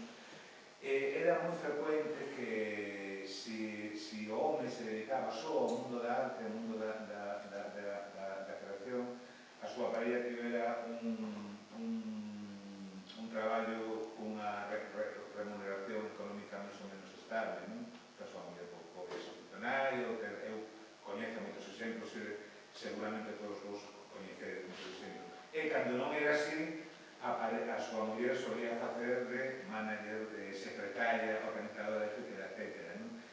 Se vea como se cando é o home que ten esa arela por ser creador e por ser artista, esa é unha ansia seria a ter en conta, non? Entón hai que poñer dentro do seno familiar, hai que poñer todos os esforzos para que ese home poda levar a cabo esa profesión, poda profesionalizarse. E cando é o revés, acontece o que decía despois, non? Que hace unha afición, cando é a que se quere dedicar a eso, para unha cousa menor, eso ten que ver tamén con ese machismo institucional. Por iso me parece moi importante un exemplo que pusiste de cada unha de vos, que pusiste, que falabas de arte de mulleres e arte con perspectiva de xénero, non que vos eras ti, pero bueno, igual. Pero dicir que a idea, ese cambio de paradigma, ese cambio de mentalidade é ben importante, non? E non estaríamos avanzando cara adiante se os que nos dedicamos ao mundo da cultura, da xestión e da creación non tiveramos esa capacidade de autocuestionarnos a nos mesmos e hoxe en día o debate que está arriba da mesa ten que pasar por o feminismo, por o pensamento de xénero, por o ecologismo e por o pensamento decolonial, por descentralizar desjerarquizar esas categorías que temos interiorizadas dunha forma tan inconsciente. Solo era eso, era unha reflexión que quería facer, que unha cosa de dificultades que nos atopamos no mundo da arte en xeral, e outra cosa son esas estructuras que ás veces son tan invisibles que non nos deixan ver onde realmente están as contradiccións, era o que quería decir. Bueno, pues moitas gracias, Javier, pola tua intervención. Hai outra pregunta. Igual podo falar, porque... Hola. Nada, grazas polas vosas opinións. Eu quería plantexar unha pregunta de que pensades se o mellor non era... si non sería positivo mudar os marcos mentais nos que nos movemos, porque, por exemplo, cando estábamos falando, non, dende que a muller entra no mundo da arte, non, dicimos, bueno, que pasa unha cousa antes de que a muller estuvera dentro do mundo da arte e da muller dentro do mundo da arte. Non hai unha porta na que de repente as mulleres dixeran vamos a entrar no mundo da arte, o sea, temos unha visión de que xustamente, como dixo Alejandra, que é totalmente femenino, o mundo da creatividade, o mundo da cultura, o mundo de... Bueno, simplemente hai que ver como se nos educa, como se educaban as mulleres fai 200 anos, que todas tiñan que saber tocar o piano, cantar, bordar, escribir, recitar poemas, non, o mundo da arte sempre foi un mundo femenino. O que pasa é que claro, que estamos a considerar nós como mundo da arte sempre, non? Donde poñemos o foco de onde está o marxe do que é mundo da arte consolidado como tal e o que non é mundo da arte, o que está alrededor das marxes do mundo da arte. Como Alejandra dixo tamén, hai un montón de profesións hoxe en día que están plagadas de artistas, pero que non se consideran mundo da arte, non están o mellor expostas no museo, non están dentro dos circuitos de becas e de cousas desas máis institucionalizadas, non? Pero dan traballo a artistas. Sexa o mundo do cine, da banda deseñada, do libro, da ilustración, da... como? Serigrafía. Bueno, todo o que son profesións artísticas que hoxe en día están plagadas de artistas que por unha cousa ou outra acaban aí, non? E ese, por unha banda, era ese tema dos marcos mentais, non? Que a veces nós temos que decir tamén, pois o mellor temos que deixar de considerar o mundo da arte pois esas institucións concretas ou así, non? Porque é un mundo da arte patriarcal, o sea, é o que son as estructuras que nos viñamos herdando que teñen esa estructura. Moitas veces o mundo sale fora desas fronteiras, o mundo pasa na periferia, entón temos que valorar máis nos mesmos tamén do noso punto de vista de artistas ou de personas con interese na cultura, que valorar máis as periferias, non? Como, por exemplo, falaba Alexandra xustamente desto, dun interese, claro, o feito de estar feminizada a cultura fai que nos interesemos menos ou fai que ao final esa cultura este precarizada, non? E como, por exemplo, era o exemplo de o que comentabas, non? Que se suele decir das exposicións de amas de casa. E é como, e por que non consideramos as exposicións de amas de casa cultura e arte, o mundo da arte, non? Onde están esas franjas? A min é que me interesa moitísimo onde metemos esas liñas e o que é establecido como mundo da arte como tal e o que está nas marxes que é onde pasan as cousas. Ao final sempre se vai a picar nas marxes para ver tendencias, por algo será, porque están pasando as cousas aí. E despois outra cousa, cando falaban desa principio, do de pobre, a precariedade, non? Porque non se valora como unha profesión máis, temos que pensar nós tamén como artistas se estamos considerando a nosa profesión como unha profesión máis, porque moitas veces tamén dentro do mundo da arte hai un certo elitismo ou unha certa necesidade de separarnos dende o resto de profesións do mundo, non? E de outras, ou mellor, máis pasadas polo material, pola materialidade. E entón, claro, se non somos nós mesmos a veces os que intentamos separarnos dese resto de profesións, sexa artesanía, as artes aplicadas ou outro tipo de profesións máis técnicas, non? Porque a arte, pois, hai moitos tipos de arte. E se neso non influye tamén a propia facultade, porque eu lembro durante a pandemia de ver unhas charlas aquí no Consello da Cultura polo 30 aniversario da Facultade de Belas Artes na que se decía que, claro, se un quería ser artista, pois non se considera que vaya a ser unha profesión ser artista dentro da facultade. Os propios profesores decían que se se quería traballar de outra cousa que non fora dar clase, pois habería que facer un máster ou ir a unha ciclo superior de outra cousa máis especializada. Entón, a min eso xocome bastante. Se dende a propia facultade non se considera profesión e non se dan as ferramentas que terían que habilitar a profesionais para desenrolar a súa...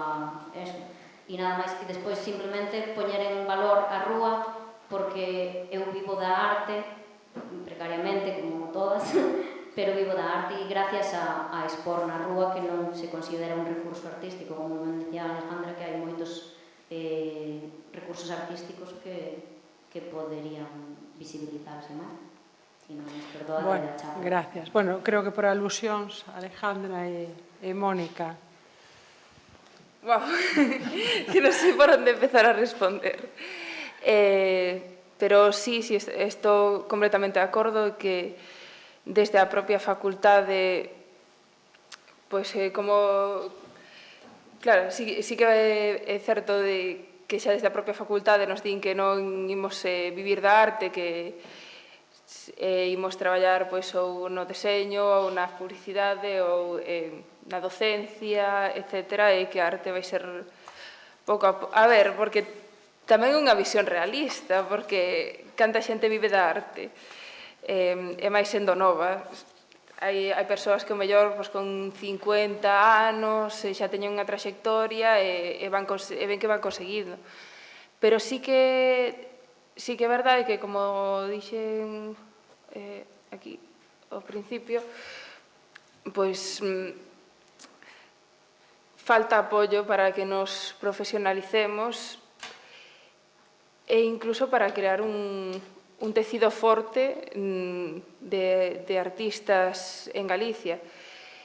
Hai unha gran calidade entre as creadoras e creadores plásticos en Galicia, pero non sei se estamos sempre dependendo de outros traballos para subsistir, pois é un tempo que non dedicamos a nosa creación e a nosa profesionalización. Tamén é moi certo o que dicía Mónica de que hai pouco apoio para sair fora. Cando xa estivemos en Galicia en case todos os espacios, xa están fartos de vernos, que facemos? Creo que temos unha arte que sería moi digna de mostrar noutros lugares e non hai apoio para iso. Ao final, Galicia é unha rexión moi pequena, non chegamos a ser 3 millóns de persoas, creo que non hai tampouco unha gran cultura de comprar obra. Por tanto, para vivir da arte, creo que sí que deberíamos ter máis contacto co exterior de Galicia e iso tampouco se promove. E que máis? Vamos pasarlle a palabra a Mónica. Nada, como xa dixen na miña charla, eu creo que ten que haber unha profesionalización plena. Quero dicir, é unha profesión que as súas características, as persoas que se dedican á arte teñen que vivir de elo e se ten que contemplar como teñen que vivir de elo. Eu creo que é unha profesionalización que hai que ter en conta. É moi romántico vivir da arte, ser máis bohemio, etcétera, etcétera, pero eso non é así. O artista ten que vivir e ten que vivir dignamente e, sobre todo, tamén ten que vivir a gusto consigo mesmo. Xa está ben de decir que o artista fai porque quere, que xa che pagan simbólicamente, que non sei que. Eu creo na profesionalización e que os gobernos atendan especificamente á profesión da arte, a profesión dos artistas, cuota de autónomos, o que non se gana todos os meses, cando se paga, cando non se paga, todo tipo de baixas, todo tipo de... O sea, como calquera outra profesión. Eu creo profundamente na profesionalización. Moitas gracias. Non sei se hai alguna pregunta máis. Se non, pasaríamos xa a seguinte relatorio de Miguel Anxo Fernández. Moitísimas gracias ás tres.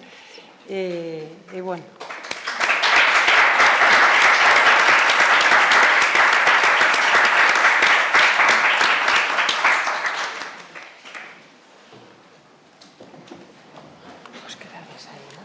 Despois, se queren preguntar algo, os quedades, os vais, non? Os sentades aí.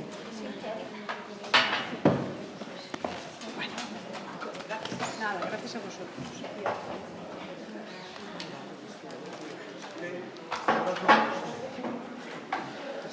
Sí, presento a Miguel Anxo. Está aí. Non sei se ten na presentación. Es que vamos un pouco mal, sempre, non? Vale.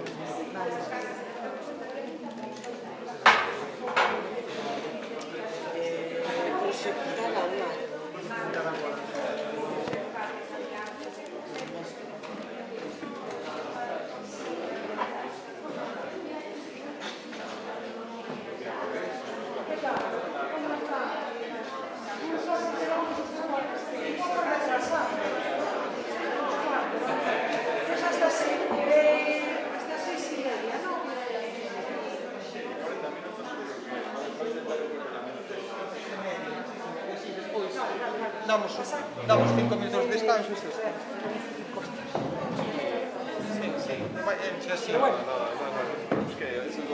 Tens que cargar algo, Miguel Anxo. Vas cargar algo? Sí, quería poñer un pendrive. Onde podo poñer esto? Esto aquí, este é o teu sitio. Aquí, si quieres, yo me siento aquí donde te quieres. O si no, hacemos una cosa. Eu te presento e te deixo, mira. Me presento e me siento. Vale, claro. Sobre todo para verlo. Siéntate ti aquí, igual, que non sei. ¿Dónde? Aquí, vale. Deixa aí. Vou poñer o pendrive. Sí. Veña. Este es mi vaso, ¿no? Este es mi vaso. Sí. Vale.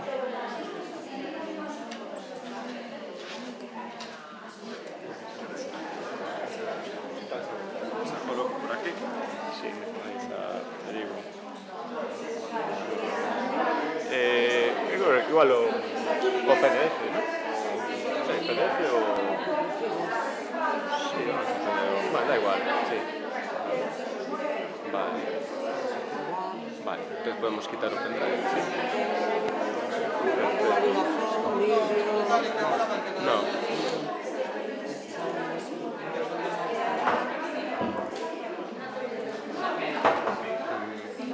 Nada, muy bien.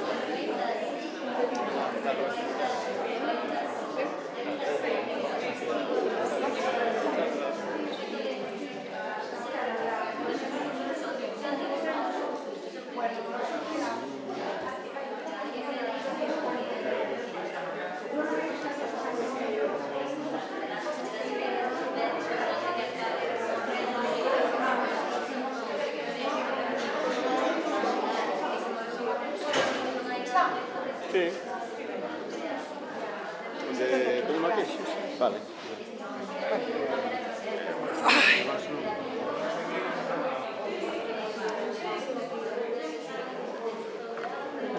Esperamos que se siente a xente. Sí.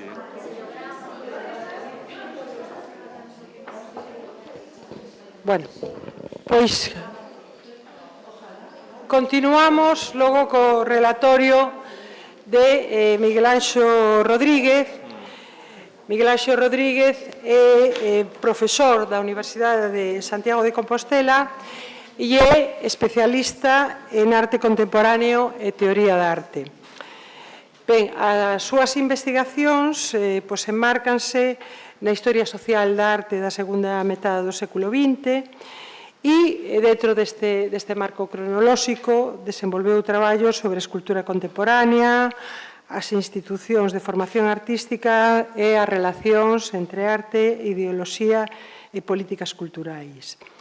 Ten publicado en revistas da Universidade de Granada, Autónoma de Madrid, Universidade de Barcelona, UNED, entre outras. E é, ademais, tamén coeditor de Espazos de Creación Contemporánea, Canales Alternativos de Creación, unha aproximación histórica e novas narrativas na historia da arte contemporánea. Miguel Anxo publicou un moi interesante traballo, que é un pouco do que vai a falar neste relatorio, na revista Hermus, unha revista de museografía universitaria, sobre as mulleres artistas en las coleccións dos museos galegos, un análisis del presente, un traballo que foi publicado no ano 2022, onde analiza de un xeito realmente moi pormenorizado e moi científico a presenza das mulleres artistas nas coleccións dos museos públicos galegos e se estas ten reaccionado ante, digamos, un pouco ante os debates tamén dos últimos anos en torno ás cuestións de xénero. Así que, bueno, moitas gracias por aceptar a invitación de estar aquí e tes a palabra, Miguel Anxo. Moi ben, bueno, moitas grazas. Grazas, Rosario, grazas, Sofía, tamén polo convite para falar no Consello da Cultura Galega e, bueno, pues encantado de estar aquí presentando un pouco esta investigación que sempre, eu creo que é unha das cuestións que a veces é un pouco unha necesidade tamén, ¿no? Para os investigadores e investigadoras tamén, que un pouco que moitas das cosas que facemos a veces que quedan en sitios moi pechados do ámbito científico, por lo menos que se podan abrir ou difundir, abrir tamén un pouco aos debates, ¿no? Entón, neste caso, pois nada, pois este foi un traballo que fixen efectivamente hai 2 anos en torno á presencia das mulleres nas coleccións de arte dos museos de Galicia. Entón, bueno, todo isto sordiu así un pouco, xa que estou aquí de novo un pouco no Consello, sordiu casi aquí mesmo, no Consello da Cultura Galega, foi un pouco así de casualidade, pero hai, pois creo que no 2021, organizamos unhas jornadas a Garledo, Germán Labrador e eu, sobre o Museo Carlos Maside, e entonces unha das persoas que veu era precisamente Inmaculada Real, unha investigadora da Universidade Complutense de Madrid, que foi, precisamente poucos días despois, casi que me dixo, mira, hai unha publicación, vou coordinar, así sobre de museoloxía, que vai tratar sobre grupos minoritarios presentes nos museos, e tal, e entonces entra tamén a cuestión de xénero, se queres facer algo e tal, e a mí como empezaba a estar picando un pouco o interese polo tema da presencia das mulleres nos museos de Galicia, que é un dos grandes temas, un pouco de debate nos últimos anos, pois dixen, pois vamos a... Creo que se pode facer algo sobre ese tema, e sobre todo tamén pronto vin que era unha cuestión que se podía traballar e que era necesario traballar porque está moi presente a conciencia, un pouco a conciencia crítica sobre a falta de mulleres, falta de presencia de mulleres nos museos, pero tampouco hai tantos informes ou tantas estadísticas. Curiosamente, os informes últimos que se teñen feito, sobre todo en caso de colectivos con asociacións como Mujeres en las Artes Visuales, se centran casi máis nas exposicións, na programación expositiva. e se fan estadísticas, fanse estudos de tipo cuantitativo, pero, efectivamente, tanto no caso de Mujeres e as Artes Visuales como un informe publicado polo propio Consello da Cultura Galega que coordinou María Luisa Sobrino Manzanares, no que tamén participou moi activamente Natalia Poncela, tamén se centraba nas exposicións, non tanto nas coleccións de arte. Saludía, en algún caso, algunhas coleccións, pero tampouco era un estudo sistemático sobre o que eran as coleccións de arte dos museos de Galicia. Centrábase, obviamente, no contemporáneo, na arte contemporánea. Obviamente, estes estudos dan conta un pouco dese déficit, dese desequilibrio, dunha presencia moito máis maioritaria dos homes nas exposicións. Este informe que traio aquí, un pouco a portada, en referencia a Arco Madrid, que fala do 40%, que a presencia das mulleres ascende do 40%, correspóndese un pouco a algún dos últimos informes tamén das mulleres en artes visuales no territorio do Estado español sobre exposicións de mulleres. E, de algún xeito, dan conta de algo que xa comentaba un pouco tamén Mónica Alonso, que tamén un pouco esa percepción de que está incrementándose un pouco a presencia, polo menos no ámbito das exposicións. Dá a impresión de que no ámbito das exposicións e na programación de actividades cada vez é máis forte as cuestións de xénero, os debates, que teñen que ver non soamente coa presencia ou co rescate das mulleres artistas, sino con outro tipo de debates, como, por exemplo, a diversidade sexual e as identidades de xénero, no sentido moito máis amplio. E, de algún xeito, máis atentos un pouco ao activismo ou procesos máis, por así decirlo, performativos, que teñen que ver coa necesidade un pouco de repensar un pouco as identidades de xénero. Pero a impresión, polo menos un pouco a impresión, é que esta realidade se está facendo como máis forte na programación expositiva que nas propias coleccións de arte. Esa é unha das hipóteses das que partía cando planteei un pouco esta investigación. E, ao final, como moi ben nos recordan as Guerrilla Girls, as cifras son tremendamente explícitas e nos revelan moitas cousas. As Guerrilla Girls basean a súa arte activista en facer estadísticas, en facer reconto de que hai nos museos, basicamente. Algo tan sinxelo como isto. E, claro, con datos tremendos. Entón, bueno, polo tanto, un pouco este estudo feito, como vos decía, hai 2 anos, que se xa o lichedes seguramente non atopedes moitas cosas novas hoxe, pero este estudo de algún xeito se centraba na cuantificación, pero intentaba combinar ese reconto, esa cuantificación, coas impresións das profesionais e os profesionais dos museos. Tamén un pouco, aparte de facer un reconto, a información veu do estudo dos catálogos, solicitei ás persoas responsables que me podían pasar información, colaboraron moi amablemente todas as persoas que traballaban desde o CEGAC, o Museo de Belas Artes da Coruña, de Pontevedra, desde a Fundación María José Jove, que está Susana tamén, que, aínda que non é estritamente un museo, tamén me quixen achegar tamén algún caso como a Fundación Rosón ou María José Jove, que son grandes coleccións de arte contemporáneo. E o que se planteou foi un estudo sobre a presencia de mulleres artistas dos séculos XIX, XX e XXI, o sea, o mundo contemporáneo, nas coleccións de arte. Entón, basicamente, era un estudo, sobre todo cuantitativo, pero onde se mesturou un pouco unha serie de impresións, percepcións dos e das profesionais que traballan dentro do museo. Tamén para chegarnos tamén un pouco a ese proceso de transformación que intuía, e de feito creo que é unha realidade que se está dando dentro dos museos, e que é especialmente forte, sobre todo nos departamentos de educación e no departamento e na programación de exposicións, na programación de exposicións públicas. planteaba unha serie de preguntas no inicio, que aquí vos poño. Isto está sacado directamente do artigo. Por certo, o artigo está en aberto. Se queredes descargalo, titúlase Mujeres artistas en las colecciones de los museos gallegos. Entón, de algún xeito, todos estes datos ou todas as informacións poderedes vela máis pormenorizada no artigo. E facía 4 preguntas no inicio, non? ¿Reflejan las colecciones de arte un tratamiento equitativo en función del género? ¿La política de adquisiciones que han llevado a cabo los museos gallegos en los últimos años ha recogido los debates y críticas sobre la desigualdad de género? ¿Cómo entran los discursos y los debates en torno a los feminismos en el sistema del arte? Y más específicamente en el ámbito de los museos. Finalmente, ¿se percibe en los últimos años una evolución positiva y la aplicación de estrategias correctoras?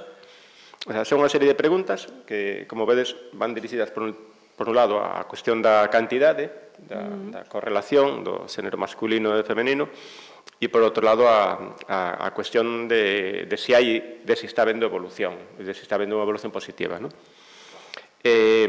Na inicio do artigo tamén planteo unha cuestión que creo que é moi importante, na que non me meto, que é un debate efectivamente moi forte dentro do propio feminismo, porque, claro, hai que falar de feminismos en plural.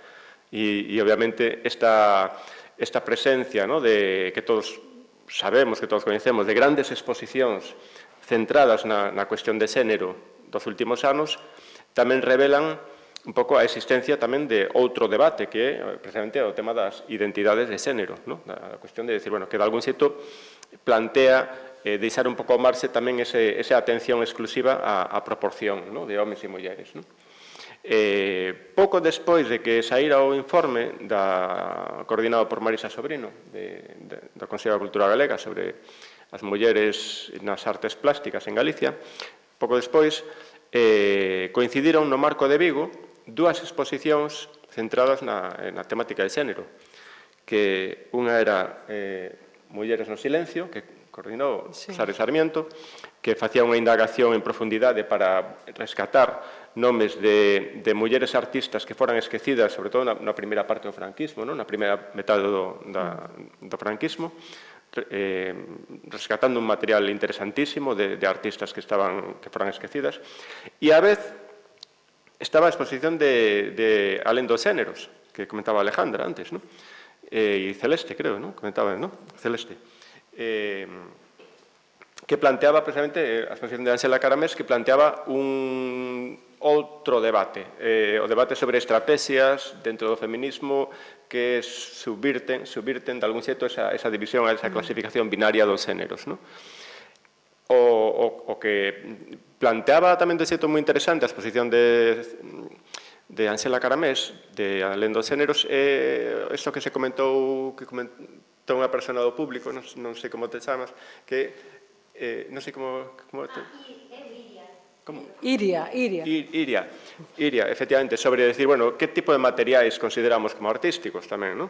Que tipo de materiais consideramos como artísticos e creativos? Porque na exposición de Alén dos xéneros había moitos materiais que tiñan máis ben que ver coa autoedición, coas pancartas e o activismo nas movilizacións sociais, etcétera, etcétera. Outro tipo de formatos, non? Que creo que é un tema moi relevante tamén de cara a pensar nesa cuantificación e nese reconto final das obras de artistas homes e de mulleres dos museos.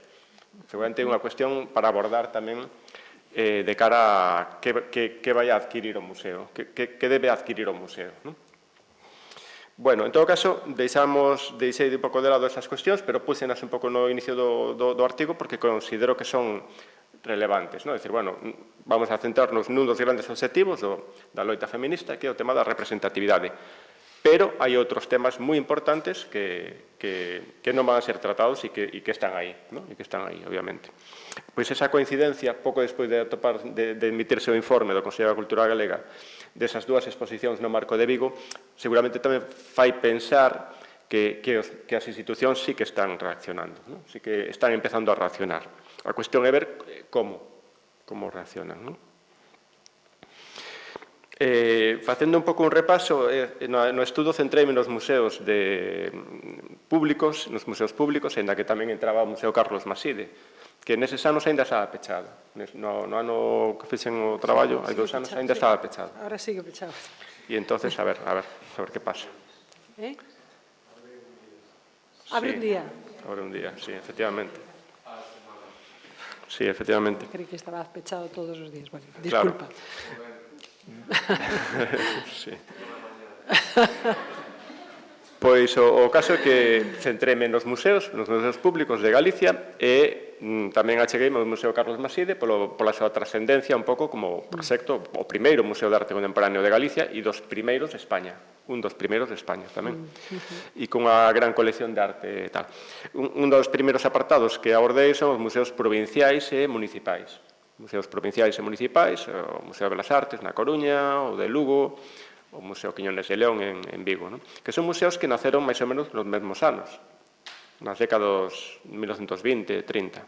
Son museos que nacen polo impulso da sociedade civil, de un grupo de burgueses, e que reciben donacións de obras, que van conformando tamén un pouco esas primeiras coleccións. A presencia xa de obra de artistas do século XIX e principios do século XX é moi importante e sigue sendo a día de hoxe casi o núcleo destes museos. As coleccións do século XIX e principios do século XX. Non solen chegar moi ata o final do século XX, pero algo teñen. E atopamos casos significativos como a presencia de algunhas mulleres recurrente, son figuras importantes como Carmen Corredoira, que vemos aquí na imaxe, ou Lolita Díaz Baliño, por exemplo, que eran artistas que sí que tiñan unha presencia destacada nestas coleccións e incluso na vida expositiva galega deses anos. Efectivamente, iso plantea a cuestión dos espacios desa feminización dos lugares a cultura.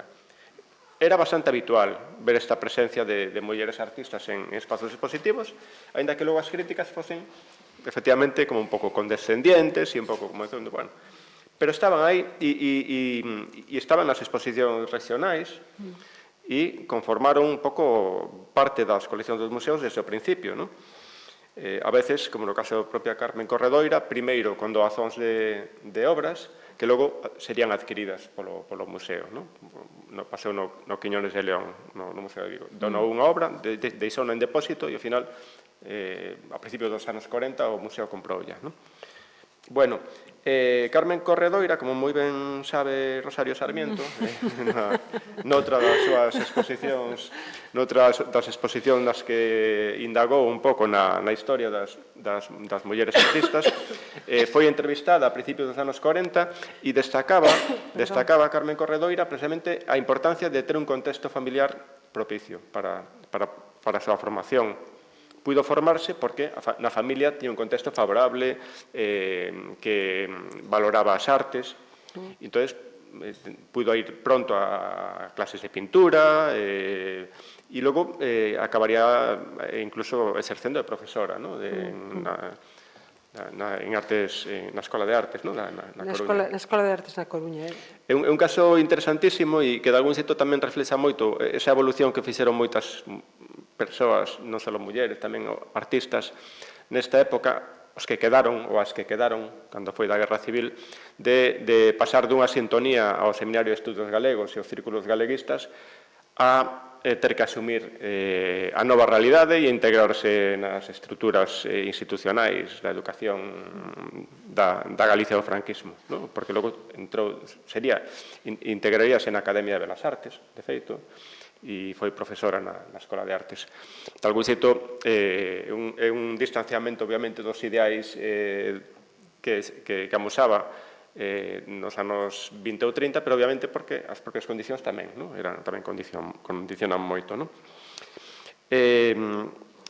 Esta realidade, por certo, así para ir dando as primeiras cifras, a presencia de certas mulleres é especialmente relevante, pero, por exemplo, no Museo de Arte Belas Artes da Coruña, pois a porcentaxe é menor dun 10%. A porcentaxe de mulleres artistas no global dos artistas da colección non chega ao 10% no Museo de Belas Artes da Coruña.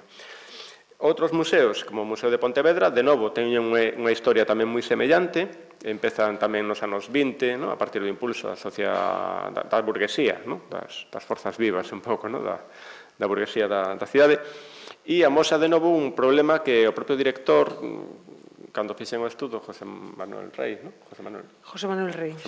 o director do Museo de Pontevedra, me comentaba que, claro, que eran moi conscientes dese problema estructural dos museos nacidos a principios do século XX, ou nas primeiras décadas do século XX, cunha abrumadora maioría de obra de homes, e que é unha lousa moi difícil de levantar, me comentaba. Claro, é un problema que eles eran conscientes e proporcionar e equilibrar a proporción entre artistas homes e mulleres é dificilísimo. Si consideramos que os obxectos que conforman a colección deben ser predominantemente pinturas e esculturas. Esa é unha cuestión a analizar tamén. Porque dentro das figuras máis interesantes que conforman a propia colección do museo está Carmen Baviano Méndez Núñez, que era unha persoa que reflexa moi ben ese rol das señoritas de buena sociedade, educadas a finais do XIX ou principio do século XX, nas que o ensino das artes era moi importante, como se comentou aquí, era moi importante, porque realmente era parte un pouco da súa carta de presentación, saber tocar o piano, coñecer literatura universal, saber pintar incluso, e Carmen Baviano era moi boa pintora, tivo unha formación desde pequena en Pontevedra, e era boa pintora. Presentou obra na exposición regional de, creo que 1880 en Pontevedra, creo. Tiña obra que saíra publicada en revistas, en publicacións, neses anos, a finais do século XIX, pero, cando se casou, acabouse a proxección pública. Foi casarse e acabou a proxección pública. E, finalmente, que seguiu sendo unha persona moi relevante, pero porque as tertulias do ambiente cultural pontevedrese facían na súa casa. Entón, doou unha gran cantidad de obras ao Museo de Pontevedra, das cales moitas, que se puderon ver nunha exposición fantástica que se celebrou hai 2 anos, moitas non eran nin pintura nin escultura, eran mobles decorados, eran habanos, eran telas, porcelanas, había toda unha cantidad de pezas que estéticamente eran unha maravilla e nas cales en moitas delas tivera intervención a propia artista, pero non eran nin pintura nin escultura. Isto plantea de novo a cuestión de decir, bueno, seguramente hai que recolocar os marcos mentais e decir, bueno, pois se non hai pinturas e esculturas de artistas mulleres, seguramente sí que hai outras cousas moi valiosas e que cada vez se consideran con máis atención, porque é a cultura visual. Creatividade, son formas de expansión da creatividade, non? Bueno, o caso de Carmen Baviano, pois é un exemplo clarísimo desa renuncia á vida pública de moitas mulleres que tiñan unha gran formación artística e que tiveron que, como os decía, pois eso, renunciar porque as propias imposicións sociais tal vez forzaban un pouco a isto, non? Museos como o Museo de Lugo, museos como o Museo Provincial de Lugo, de novo tamén, típico museo provincial formado nestes primeiras décadas do século XX, de novo tamén presenta desequilibrios moi importantes. A obra que son en torno ao 11%, vamos a ver, de mulleres artistas na súa colección, no, 15%, datos do 2022, de 2022, hai 2 anos. Eran o 15% as mulleres artistas representadas na súa colección, pero temos casos, sendo poucas, temos casos moi significativos, como, por exemplo, o caso de Julia Minguillón e o de Maruja Mayo, artistas luguesas ou nacidas en Lugo, casi nos mesmos anos, polos mesmos anos, e cun tipo de pintura dun carácter moi diferente unha da outra.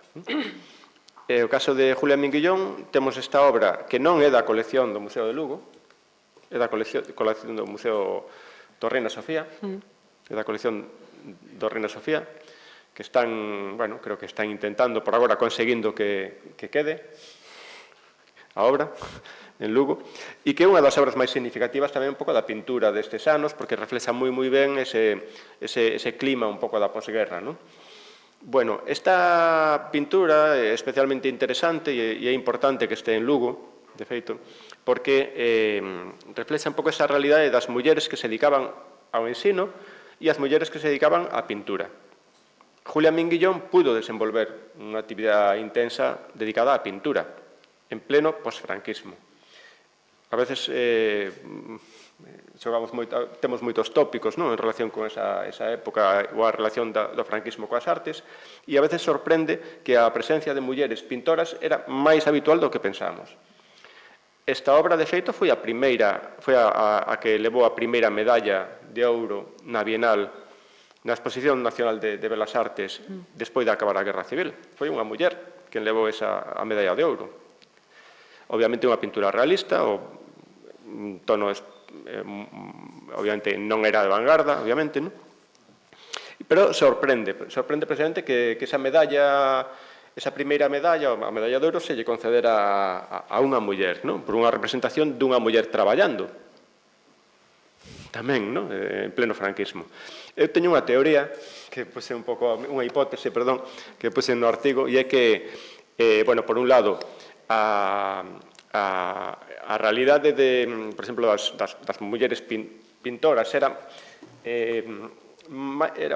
máis ou menos habitual, ou se entendía que era máis ou menos habitual dentro dos contextos da sección femenina, era un dos labores que facían as mulleres da sección femenina, da falange, e que era, de feito, unha das vías de escape que tiñan algunhas mulleres para poder desenvolver o traballo fora da casa, e que, segundo a miña hipótese un pouco, o propio franquismo puido querer dar un pouco unha imaxe de que apoiaba a educación, de apoio á educación, un pouco de soporte un pouco a esa educación popular, cando todo o mundo sabía que ese fora un dos grandes logros da Segunda República, que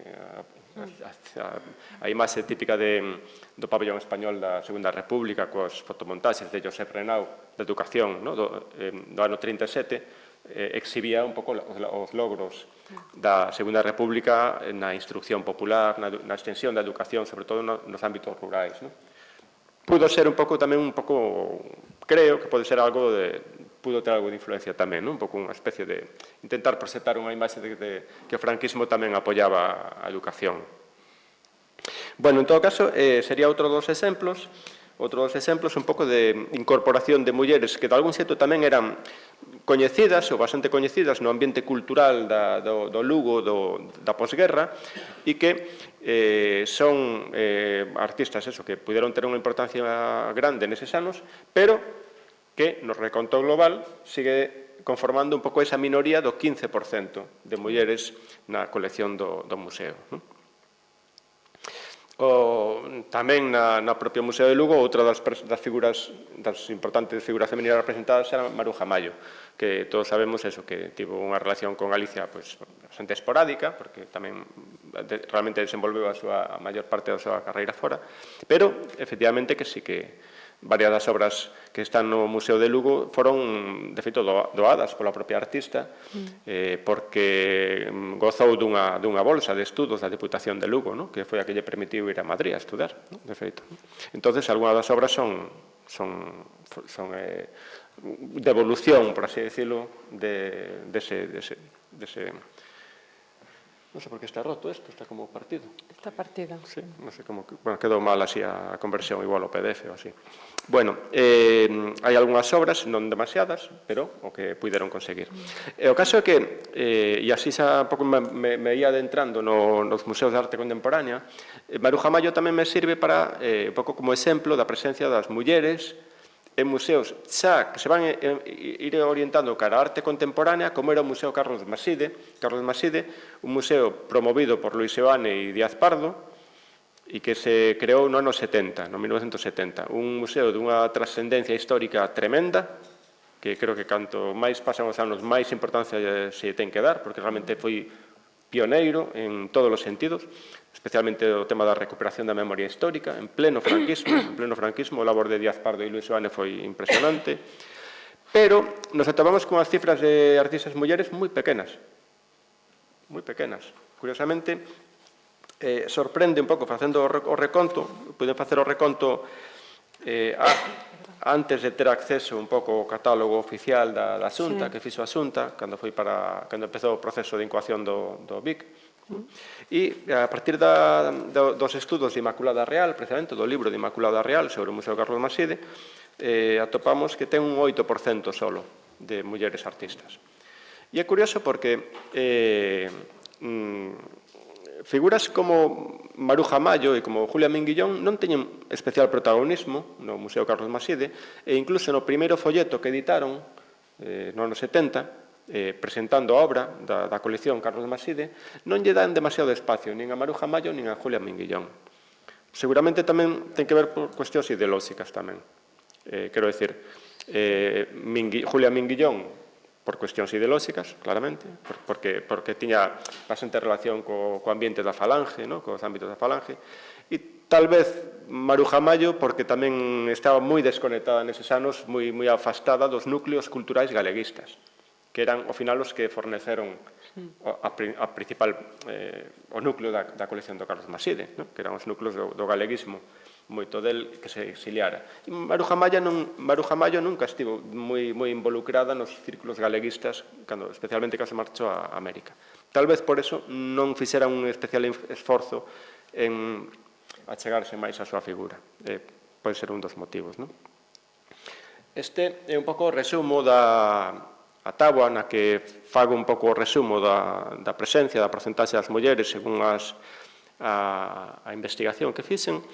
E podedes ver que nos museos provinciais e municipais, Coruña, Vigo, Lugo, Pontevedra, as porcentaxes andan en torno a 6%, 15% de mulleres no que é o total da colección, en torno a 6-15%, cifras moi baixas en 2022, pero que tamén hai que ter moi en conta tamén o que comentaba o exdirector do Museo de Pontevedra, deses problemas estructurais dos que parten, de que boa parte da colección xa está feita e está feita a principios do século XX e con un determinado tipo de parámetros. Nos museos de arte contemporáneo, quitando o caso do Museo Carlos Maside, un caso moi especial, a proporción sube xa.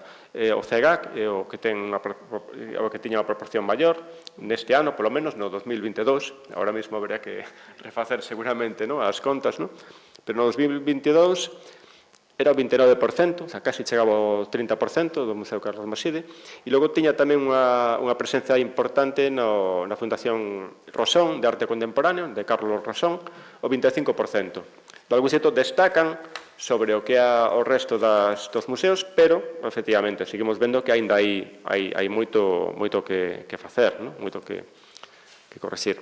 E a Fundación María José Jove, esas últimas coleccións que poño non centraron a miña análise, pero, agradezo, especialmente agora tamén que está Susana tamén da Fundación María José Jove, tamén por todas as facilidades para investigación, porque todo pedindo os datos e tal, e como ben me comentaba nunha ocasión, é moi interesante ver que tamén nos últimos anos sí que se fixe un especial esforzo para incrementar a presencia femenina, da presencia das mulleres na propia colección, que tamén chegaría ao 19%.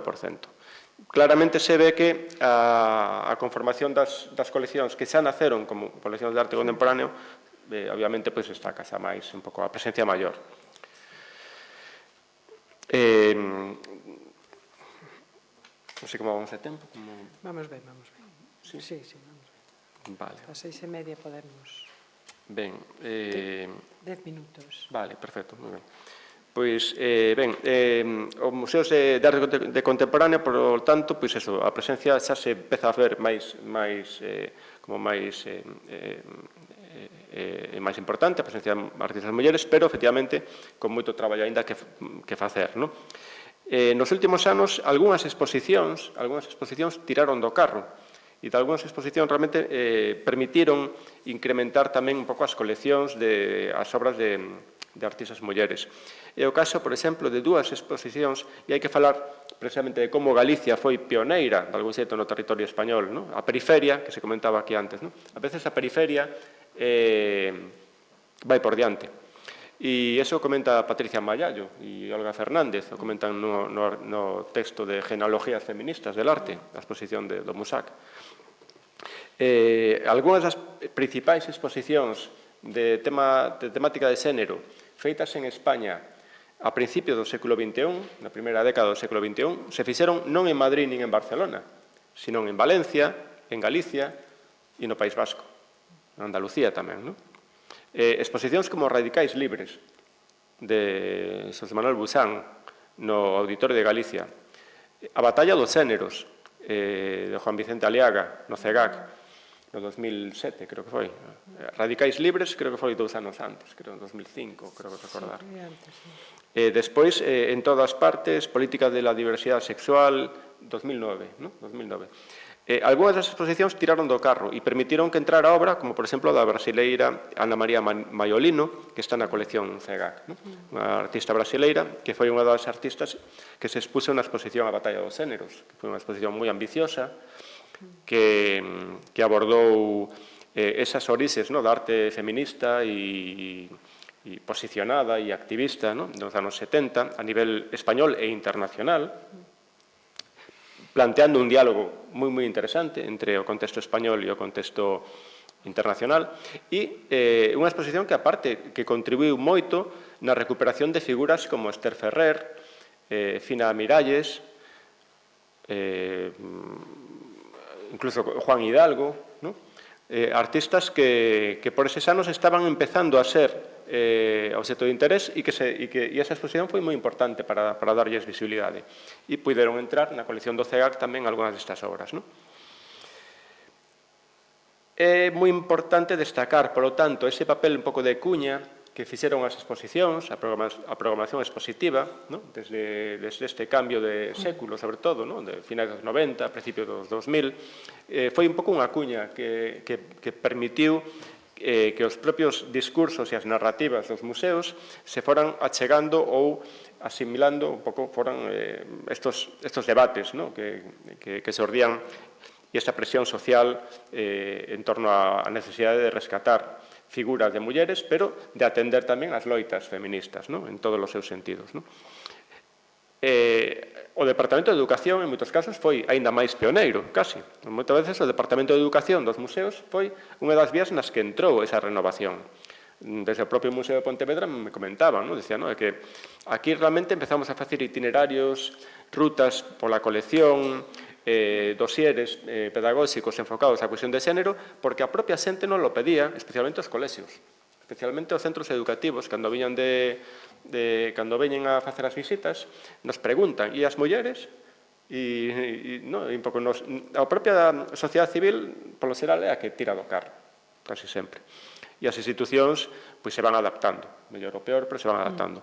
E moitas destas transformacións se comezan a dar precisamente nos departamentos educativos, ou porque tamén hai persoas implicadas no propio departamento educativo, nas cuestións da loita de xénero, e que poden ter ou sentirse como con máis liberdade, porque de algún xeito escapa un pouco dos protocolos administrativos e das decisións que poden depender de outras instancias, e de algún xeito esa axilidade pode ser, tal vez, propiciar esa entrada e esa asunción dos novos discursos. Esta obra de Luis Brullás, xa para ir rematando, da colección María José Jove, tamén un pouco, tamén outra das grandes pezas significativas. E nada, para rematar, tamén quería destacar que nesta loita, un pouco neste traballo un pouco de desmontaxe dos discursos, dos relatos, un pouco que viñan heredando os museos, é fundamental neste proceso o traballo precisamente dos comisarios e as comisarias. E, de novo, Rosario Sarmiento, teño que destacar que foi unha das persoas que realmente máis traballou en Galicia para a recuperación de mulleres esquecidas e, de algún xeito, recuperar relatos ou conformar relatos con esas pezas que faltaban moitas veces nas historias da arte, nos relatos da historia da arte e nas coleccións dos museos.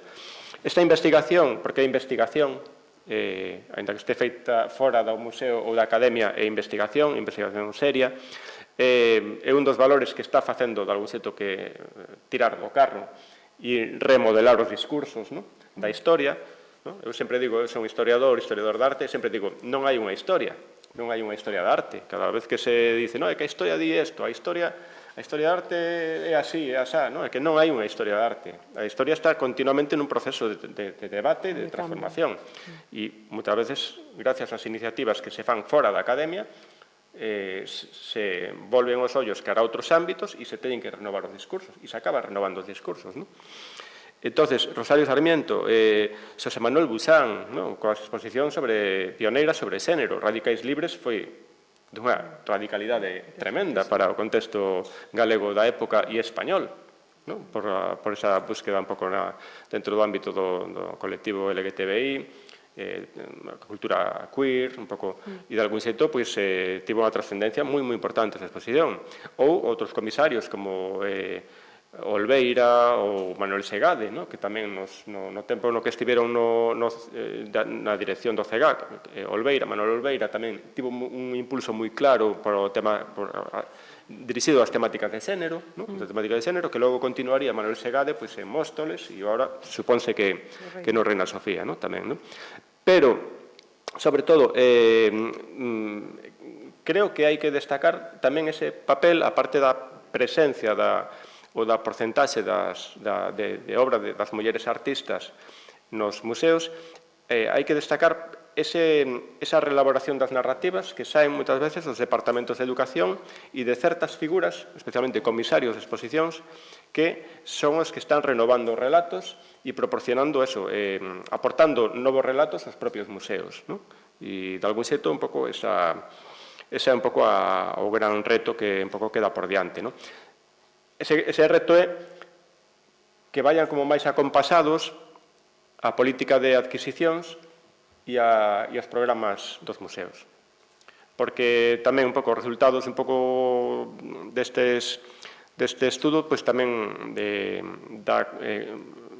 constata que se van correxindo moi lentamente os desequilibrios, pero moi lentamente, pero que van máis rápido, a impresión é que van bastante máis rápido, van máis avanzan dun xeito máis decidido as programacións tanto de exposicións como dos departamentos educativos ou de mediación, que o impulso máis forte neses outros ámbitos.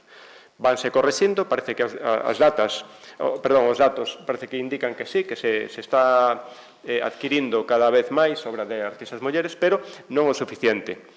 Haberá que ver por que non o suficiente. E aí penso que hai causas de todo tipo, desde motivos económicos, porque seguramente coincidiu esa fase de algún xeito de sensibilización que puido entrar nunhas institucións máis que noutras, pero que sí que é evidente no mundo dos museos, coincidiu coa crise económica de 2008-2009, que foi un palo tremendo para os orzamentos dos museos, eso limita moitísimo a política de adquisicións. Están as inercias dos propios museos, moitas veces os propios museos teñen unhas inercias e unhas lóxicas que a veces tamén fan que o propio personal sexa reacio a comprar e a apostar e a comprar máis decididamente obra de artistas mulleres.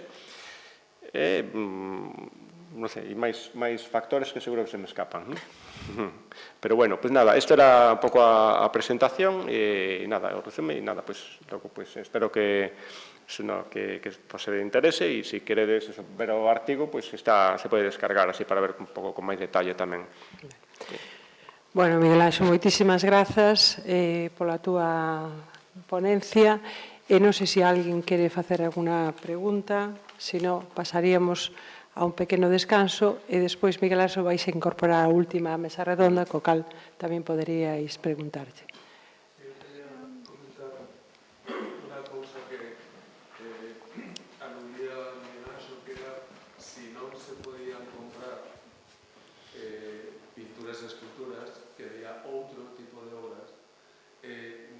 Sí se podían incorporar, ¿no? En el caso desta artista que comentabas do Museo de Pontevedra. A verdade é que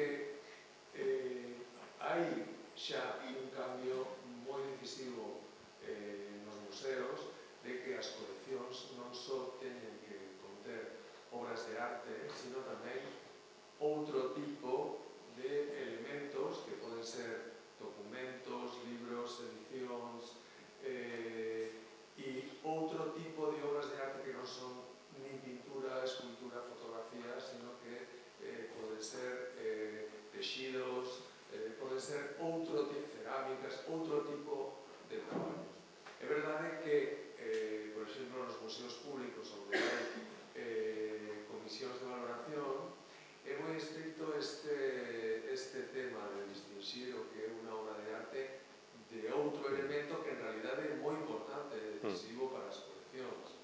De feito, esa idea do arquivo, de introducir o arquivo no museo, permite justamente poder ampliar o horizonte tamén para abordar obras de artistas que están fora de etiquetas.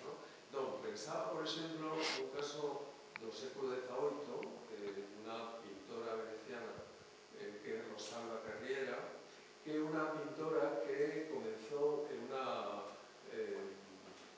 unha enorme versatilidade, unha artista hoxe moi ben considerada a partir dos seus pastéis.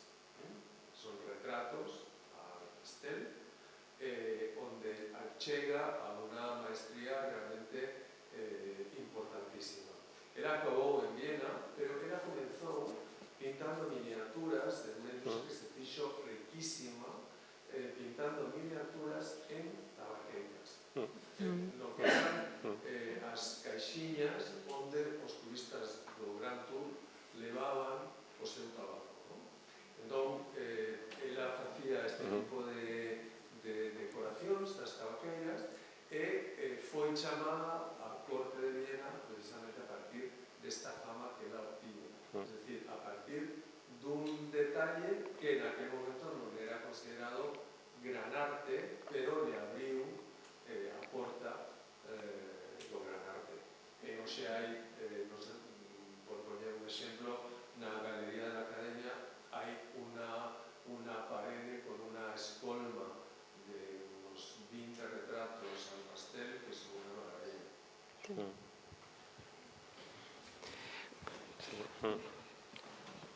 Sí, e tamén o caso de Rosario Weiss, por exemplo, a dibuixante esta que recuperou a Biblioteca Nacional, unha exposición extraordinaria que, bueno, era a hijastra de Goya, eran todo pequenos dibuxos, é dicir, cosas casi de miniatura. O caso de Lolita Díaz Valiño, por exemplo, poden ser exemplos. Bueno, non sei se hai alguna pregunta máis. Bueno, pois entón facemos un pequeno descanso de 10 minutos e continuamos ca seguinte mesa redonda. Moitas grazas.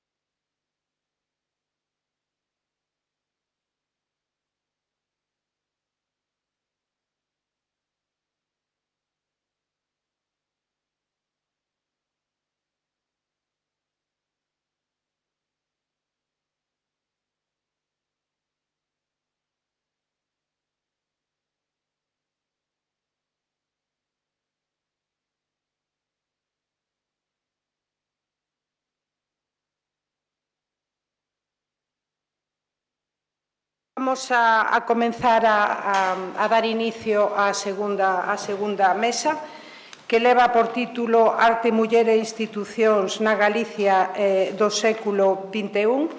E, bueno, dar de novo as gracias a todos os participantes na mesa, todos eles grandes profesionais, e, bueno, eles xa non necesitan presentación, ningún dos tres, pero, bueno, para un pouco introducilos brevemente, Miguel Anxo xa foi presentado por Rosario, Susana González é licenciada en Belas Artes, comisaria, xestora cultural e investigadora, comisariou proxectos curatoriais en institucións como o CEGAC, o MUSAC, a Fundación Cerezales, e desde o ano 2019 dirixe con brillanteza a colección de arte María José Jove, fundación, como sabedes todos, non só destacable pola súa colección, sino tamén por toda a labor social que está a realizar. E, por último, Santiago Olmo, crítico de arte, entre outros moitos méritos que ten, con un amplio currículum, foi comisario de España na Bienal de Sao Paulo no ano 1998, da Bienal de Pontevedra no ano 2010, de Guatemala no ano 2012 e desde o ano 2015 hasta a actualidade é o director do CEGAC, tan importante dos seus inicios na cultura galega. Bueno, nesta mesa o que vamos a intentar é reflexionar e dar resposta a unha serie de preguntas sobre a problemática e as expectativas da arte e das mulleres artistas nas institucións na Galicia do século XXI. A estrutura da mesa, a idea era plantexar unha serie de cuestións que consideramos importantes un pouco para centrar o tema. Bueno, non temos moito tempo, ás 8 temos que rematar, por iso, bueno, consideramos que tamén é importante o turno final de preguntas, por iso, bueno, que trataremos de ser breves, porque as aportacións do público pois sempre son tamén moi importantes. Bueno, a primeira pregunta, a primeira cuestión é o protagonismo das artistas mulleres nas coleccións permanentes de museos e institucións. Como considerades esta realidade na actualidade e se notades un cambio nos últimos anos? Isto un pouco xa foi contestado. E, bueno, o relatorio de Miguel Anxo, o relatorio fantástico, pois tamén nos dou unha idea clara de como é a situación. Pero tamén nos interesa un pouco saber a opinión de Susana, directora dunha institución tan importante como a Fundación María José Jove, e tamén de Santiago Olmo, pois, director do CEGAC, como comentaba antes. E, bueno, vou a pasar a palabra primeiro a Susana, que creo que ten unha presentación e vai a comentarnos.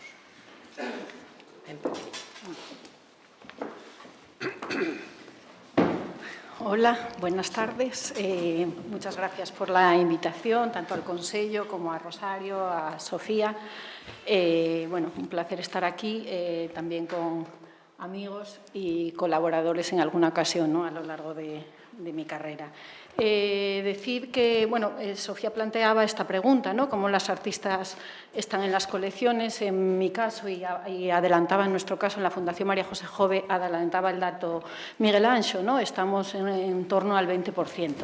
Hay que tener en cuenta que en colecciones que gran parte de los artistas son del siglo, bueno, la nuestra concretamente abarca del siglo XIX hasta contemporáneo. Entonces, hay una carga importante de hombres, casi mayoritaria, diría casi del 100, del 90 y pico % en relación al siglo XIX, al siglo XX hasta los años 60, con alguna excepción puntual, ¿no?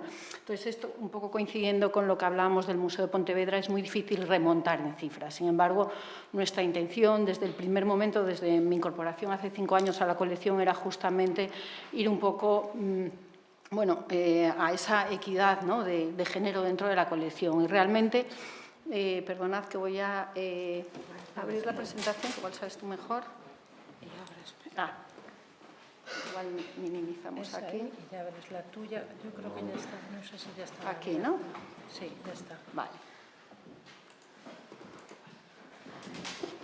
Sí, y un poco lo que os decía, ¿no? Pues ese planteamiento, digamos que es algo que tenemos muy interiorizado, esa necesidad es algo que va en nuestra práctica, ¿no? Desde el área de arte. Pero, sin embargo, es complicado. Un poco lo inicial, las maneras de... a ver, perdonad. Un poco las maneras de intentar ir salvando esos porcentajes eran, por un lado, incorporar artistas históricas que no estaban. Eso es más complicado porque también hubo una política de cambio de compra dentro de la institución, de manera que esas inversiones que se hacían se dejaron de hacer y tampoco había presupuestos tan amplios dedicados exclusivamente a comprar arte, ¿no? A comprar arte ni de mujeres ni de hombres. En ese caso había una complicación mayor que a lo largo de estos últimos años ha ido salvando de otra manera y que os voy a ir contando. Pero bueno, nos encontramos con esa problemática, herencia histórica, el rol de subordinación de la mujer, acceso reducido a la educación, enfoque hegemónico de la parte de la historia y después, pues evidentemente, un sistema del arte, nos encontramos actualmente, sigue siendo masculinizado y precarizado. Soluciones. Muy complicado, pero evidentemente pasan, y ya se anotaron por las compañeras que hablasteis anteriormente, en prácticamente todos los puntos los habéis revisado de una manera muy interesante, pero bueno, un cambio de paradigma y cambios estructurales, ¿no? Y una relectura y concienciación del papel histórico de la mujer y, como bien decía Miguel Anxo, volver a cada vez incorporar y cambiar esa historia, ¿no? Y con esa puesta en valor, sobre todo, de esas artistas invisibilizadas. Facilitar y fomentar, yo creo que es fundamental, esos espacios de creación artística que fagoticen de alguna manera esas brechas de género. Es complicado, pero desde las instituciones pienso que tenemos una obligación, ¿no? Y tenemos que asumir un compromiso frente a ello. Y, por otro lado, también que la participación sea igualitaria y no discriminatoria para los hombres. Bueno, que esto es un tema que dejo ahí, pero que también tenemos que considerar por qué no ponernos en esa postura tan extrema de repente ser excluyentes hacia la otra parte, ¿no? Entonces, bueno, con este contexto muy por encima que hemos hablado en las anteriores que habéis comentado, ¿qué hacemos desde una institución como la Fundación? Vale, el primer punto, lo que os decía, aumentar los fondos, artistas históricas y artistas contemporáneas. Dificultad presupuestaria, en cierto modo, ¿no? Sobre todo para las históricas. Investigación y difusión nos parece fundamental, publicaciones, formación, programas educativos, divulgación, apoyo a la creación y a la producción, proyectos expositivos e internalización de los artistas. Intentamos, de una manera u otra, y desde una postura bastante modesta, porque tenemos un presupuesto pequeño, en la medida de lo posible, poner en marcha pequeñas acciones que bueno, puedan detonar otro tipo de procesos, ¿no? Y en este sentido, estas son un poco nuestro planteamiento. La colección tiene adquisiciones a día de hoy, por eso os decía con una progresión de compras, de inversiones de grandes cifras, por eso una obra de Bourgeois, Picasso, Dalí, etcétera, etcétera. Ese planteamiento ya no existe dentro de la política de la colección y lo que hacemos son adquisiciones y un compromiso de compra de artistas en arco.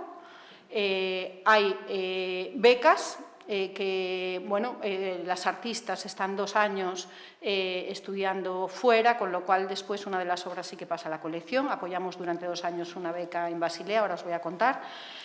Producción, apoyo a la producción. Nuestro apoyo a la producción va muy focalizado y debatimos bastante internamente cuándo se apoya y cuándo no, en función de la proyección que pueda tener esa producción. Normalmente suele ser para eventos, si pueden ser nacionales o internacionales, mejor. Por ejemplo, lo más reciente fue el apoyo a los artistas gallegos en la Bienal de Coimbra este año, ¿no? Y después otros proyectos de larga duración, que son de investigación, transdisciplinares, trabajamos bastante con ciencia, bueno, que generan invitación de artistas y también proyectos que como hay una implicación muy directa de la institución durante un largo tiempo en ese desarrollo de proyecto artístico, pues siempre nos gusta adquirir siempre. Yo soy muy defensora de la profesionalidad y también en el área lo tenemos también muy interiorizado, igual que el tema de género, ¿no? Pero nos sale de forma natural. Entonces, evitamos que nos cedan, no nos gusta que nos cedan obra, es decir, bueno, hay una serie de procesos que no sirven para incorporar obra a la colección, sino que intentamos comprar unos honorarios justos en todas las acciones que llevamos a cabo y, bueno, eso también hace que tengamos que realizar menos acciones. Los premios de arte serían, el Premio Internacional de Arte sería otra forma de entrada de obra a la colección y tenemos otro premio que es Investigación, Ensayo de Aplicaciones Terapéuticas del Arte. Como os decía, la beca, la formación en parte tiene que ver esa posibilidad de, en este caso concretamente para artistas de Galicia, de estudiar un máster en Basilea de 2 años, bueno, uno de los más importantes en arte y uno de los pocos que tiene una noción de género transversal a todas sus asignaturas, ¿no? Bueno, ahora os cuento un poco sobre eso, si me da tiempo. Las residencias artísticas, tenemos 3 formatos de residencia artística. Uno es un convenio con la universidad y recibimos en Coruña 2 artistas anualmente en periodos de 3 meses, 3 meses, en Galicia 2 artistas y una dotación de 6.000 euros para cada uno de los artistas. Residencias por invitación, estas serían unas residencias de larga duración, vamos por la segunda residencia, pero porque la anterior ya duró 2 años y medio. Ahí no tenemos tiempo y se desarrolla un proyecto con todo lo que vaya requiriendo, ¿no? Y trabajado también internamente por un equipo y siempre en colaboración con universidad, bueno, se generan ahí unas redes muy interesantes, ¿no? Y ahora estamos, que sería el siguiente paso que vamos a dar, residencias internacionales para dar salida a artistas que están dentro de la comunidad y que nos parece fundamental el eje atlántico, también en la colección vamos un poco en esa dirección, ese vínculo con Latinoamérica por nuestra naturaleza migrante, ¿no? Entonces, el primer lugar de acogida va a ser México y estamos ahí cerrando el convenio de colaboración con PICE. Publicaciones, y aquí los proyectos no solo se quedan en un único elemento, es decir, siempre tienen varias acciones vinculadas a ellos, la publicación es parte de los proyectos o de los premios. En el caso de la investigación, bueno, pues en determinados momentos se dan proyectos interesantes de investigación con los que nos involucramos, ¿no? Tenemos una serie de convenios, como veis ahí, y la parte de educación que se acaba de incorporar Alba Cacheda como responsable de educación y mediación y se activan, bueno, se está elaborando un programa que tiene que ver con escuela, comunidad, inclusión y otros proyectos transversales que amplía un poco la atención que dábamos desde el área de educación, ¿no? Esto sería un poco, por simplificar, esto sería el premio de arte y lo que quise traeros son caras. Porque diréis, ¿cómo implementamos esta política de género en nuestro día a día? Y como os decía, os sale de manera muy natural, ¿no? Pero esto tiene que ver con una invitación de jurados que tengan, bueno, un tipo de ideología acorde a lo que nosotros queremos perseguir.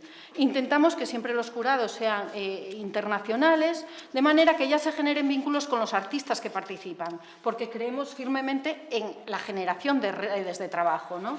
Entonces, es increíble en estos 5 años ya cómo estamos viendo resultados de esas pequeñas, ¿no? A veces decimos que somos un poco agricultoras, porque la idea es ir plantando en lugares fértiles y ver por dónde va derivando el tema, ¿no? Y bueno, como veis, prácticamente no tenemos pleno de mujeres porque incorporamos a Manuel Borja Villel y a Segade, pero en las convocatorias casi pleno y bueno, pues a veces cuando los jurados son eminentemente femeninos, las premiadas también lo suelen ser, no tiene por qué, ¿no?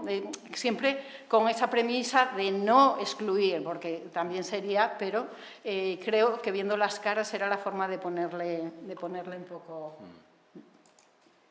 En el caso del máster, vemos que estamos ahora, se acaba de determinar quién es la artista. Este es exclusivamente para artistas gallegos o de hijos de padres de Galicia. El resto son abiertos, pero ¿qué pasa? Que siempre intentamos, en la medida de posibilidades, a igualdad de condiciones, pues favorecer el contexto gallego. Y si no lo incorporamos, de otra manera.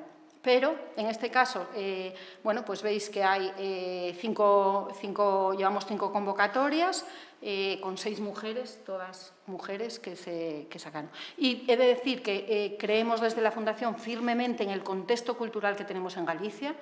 Creemos que hay un potencial muy interesante y que pequeñas acciones pueden favorecer mucho que eso se constituya como algo con una potencia y también con una generación de redes, y ahí sí que tendríamos mucho que hacer entre instituciones, otro tipo de relaciones, ¿no? Pero en este caso, estas mujeres son 2 años de máster. De momento todas han quedado allí, las 4, Laure todavía no ha ido, pues el curso 24 que empieza en septiembre, se han quedado. Trabaja el contexto cultural europeo a un nivel impresionante, con exposiciones muy significativas ya. Es decir, que eso supone una formación y por lo menos yo creo mucho en esa formación de fuera, pero después esa posibilidad de volver, porque probablemente te des cuenta que no hay nada mejor que lo que tienes aquí. Pero es importante esa apertura mental, ¿no?, de conocimiento desde una perspectiva profesional muy alta, muy profesionalizada, ¿no? Ellas allí tienen acceso no solo a la formación, sino que en paralelo, por su libre cuenta, porque es una dinámica habitual, trabajan en espacios culturales, tienen esa oportunidad también de ir ya, estar muy metidas. Cada día tienen 4 o 5 eventos culturales a los que asistir. Bueno, es un movimiento brutal de activación, ¿no? Y vemos ya, desde la primera, de Paula Santomé, que es muy interesante. Curiosamente, y esto sería otro debate, pero algunas son hijas de artistas, que también eso lo podemos debatir después. O sea, que la orientación de sus progenitores, en este caso, ha ido por esa dirección. Las residencias que hacemos con la... Aquí podemos ver un poco las convocatorias y vemos que... Bueno, aquí tenemos comités que a veces se mantienen por 2 o por 3 años y una representación de las instituciones, de cada una de las 2 instituciones, universidad y fundación.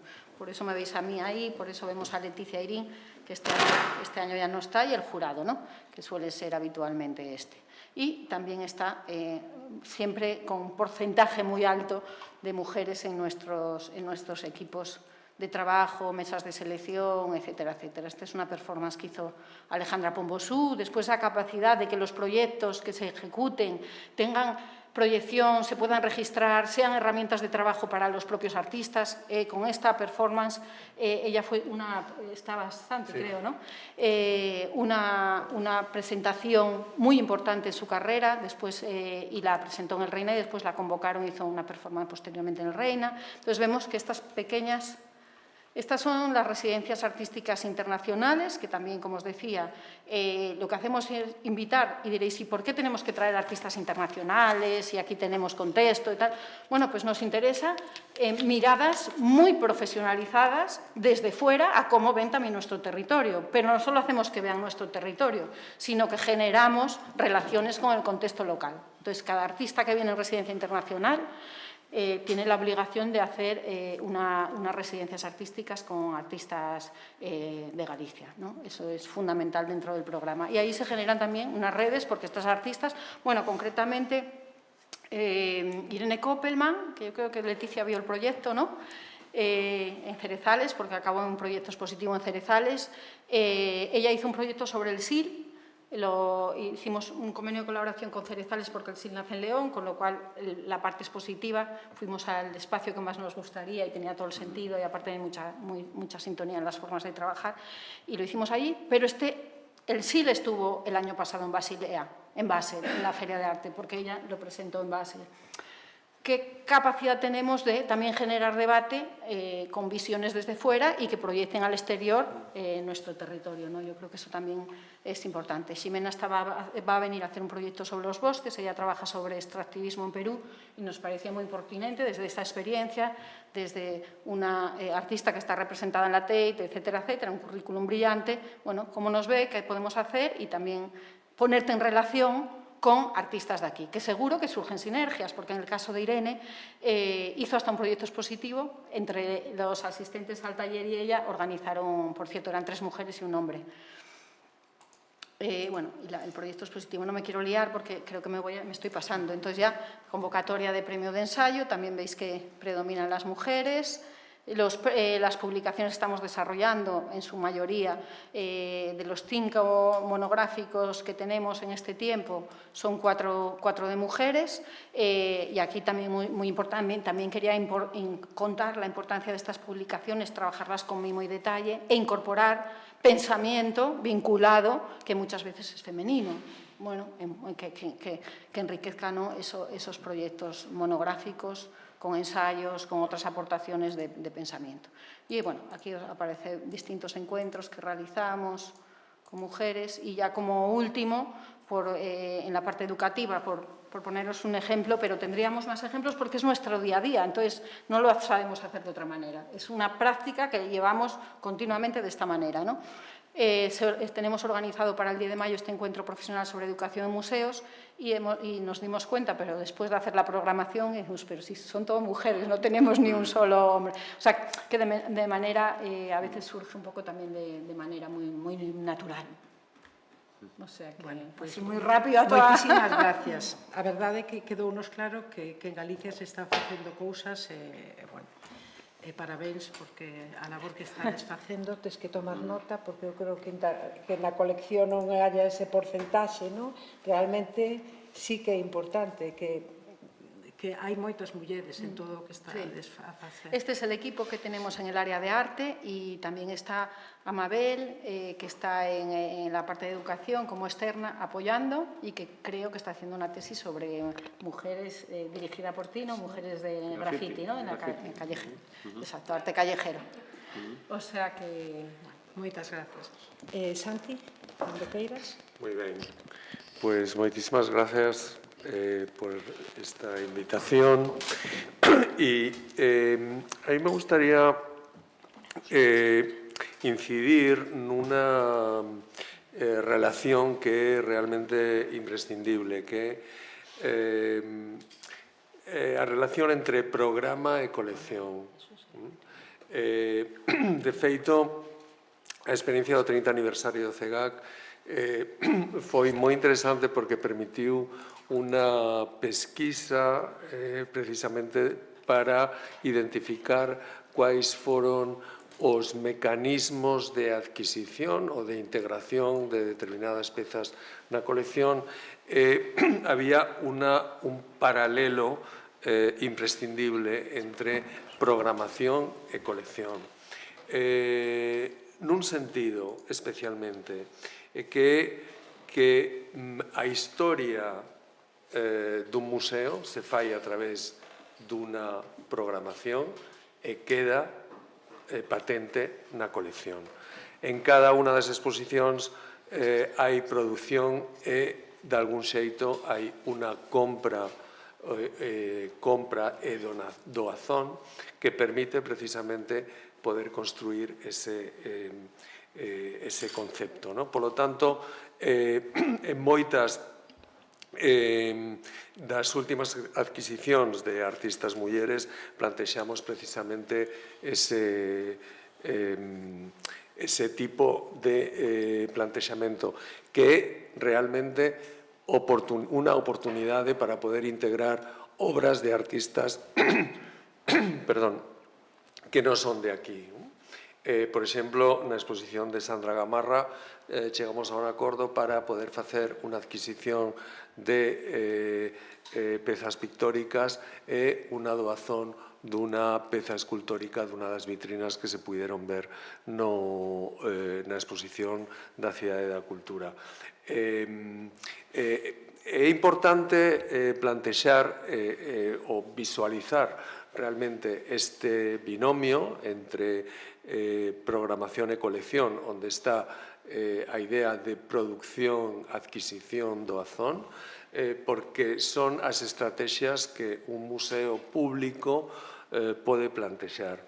Tamén me gustaría decir que desde 2015 que entrei no CEGAC hai un pago de honorarios para os artistas nas exposicións individuais. Nas exposicións colectivas aínda non chegamos a poder atopar ese, aínda que sexa unha cantidade moi pequena, por problemas de carácter administrativo. E temos que ter en conta que o estatuto xurídico do CEGAC realmente, aínda que sexa un museo que estexa integrado na rede museística da Xunta de Galicia, aínda que está integrado nos programas estatais para museos, funciona en realidade como unha unidade administrativa. Eso é o que ocorre en moitas outras institucións galegas e non galegas do resto de España. É dicir, que hai moitos museos que temos un estatuto xurídico que non corresponde ao título que ten a institución. Por este motivo, tamén tratando de conectar con algunhas ideas que plantexou Miguel Anxo na súa intervención, o problema da crise entre 2008 e 2010, que en 2010 foi cando estallou realmente a crise económica nas institucións españolas. Eu tive ocasión de ver ese estallido precisamente porque estaba dirixindo a Bienal de Pontevedra e recordo moi ben que foi en maio de 2010, a piques de inaugurar a Bienal, cando tivemos unha reunión onde se paralizaron todos os proxectos que non eran esenciais para a inauguración da Bienal. Inmediatamente despois, o CEGAC tivo un terremoto que foi o retorno a Madrid da colección Arco. Porque o depósito da colección Arco tiña unha gran vantaxe, que era precisamente un contrato que obrigaba ao CEGAC a adquirir obra na feira por valor de un mínimo de 100.000 euros anuais. Quere decir que, cando marchou a colección, tamén se desmantelou os armacéns exteriores que tiña o CEGAC e o servicio de handling que ofrecían estes armacéns exteriores. E, obviamente, perdeu o orzamento de compras. En 2015, cando eu cheguei ao CEGAC, había 30.000 euros de orzamento de compras e durante o ano anterior non se comprou nada porque a colección marchou entre 2013 e 2014, o que foi realmente un drama, porque despois volver a conseguir toda unha serie de orzamentos para a colección foi realmente unha aventura. Por ese motivo, volvendo ao tema das artistas, é verdade que se analizamos a programación do CEGAC, vemos cousas increíbles como que Ana Mendieta foi a única exposición da etapa de Gloria Moure, que durante a etapa de Miguel Fernández Cid se organizaron moitísimas exposicións de artistas mulleres, que durante a etapa de Miguel Fonjafe, que tivo tamén todos eses problemas coa crise económica, foron moitas menos. Tamén durante a etapa de Olveira foron en relación en proporción á etapa de Miguel Fernández Cid, moitas menos exposicións. Neste momento, sobre todo por esa situación, primeiro, de unos orzamentos para compras moi pequenos, que foron medrando nestes anos. En 2015 foron 30.000 euros, despois foron 60.000 os anos seguintes, e cando chegou a pandemia atopei que era o momento para facer unha OPA á institución e poder obter un orzamento estable, primeiro de 100.000 euros, recuperando aquel orzamento coa colección Arco, e despois, máis recentemente, de 200.000 euros. De todos os xeitos, o que é moi importante é que moitas veces temos que recurrir a eses orzamentos de adquisicións de obra para cousas relacionadas coa colección que non significan adquisición de obra.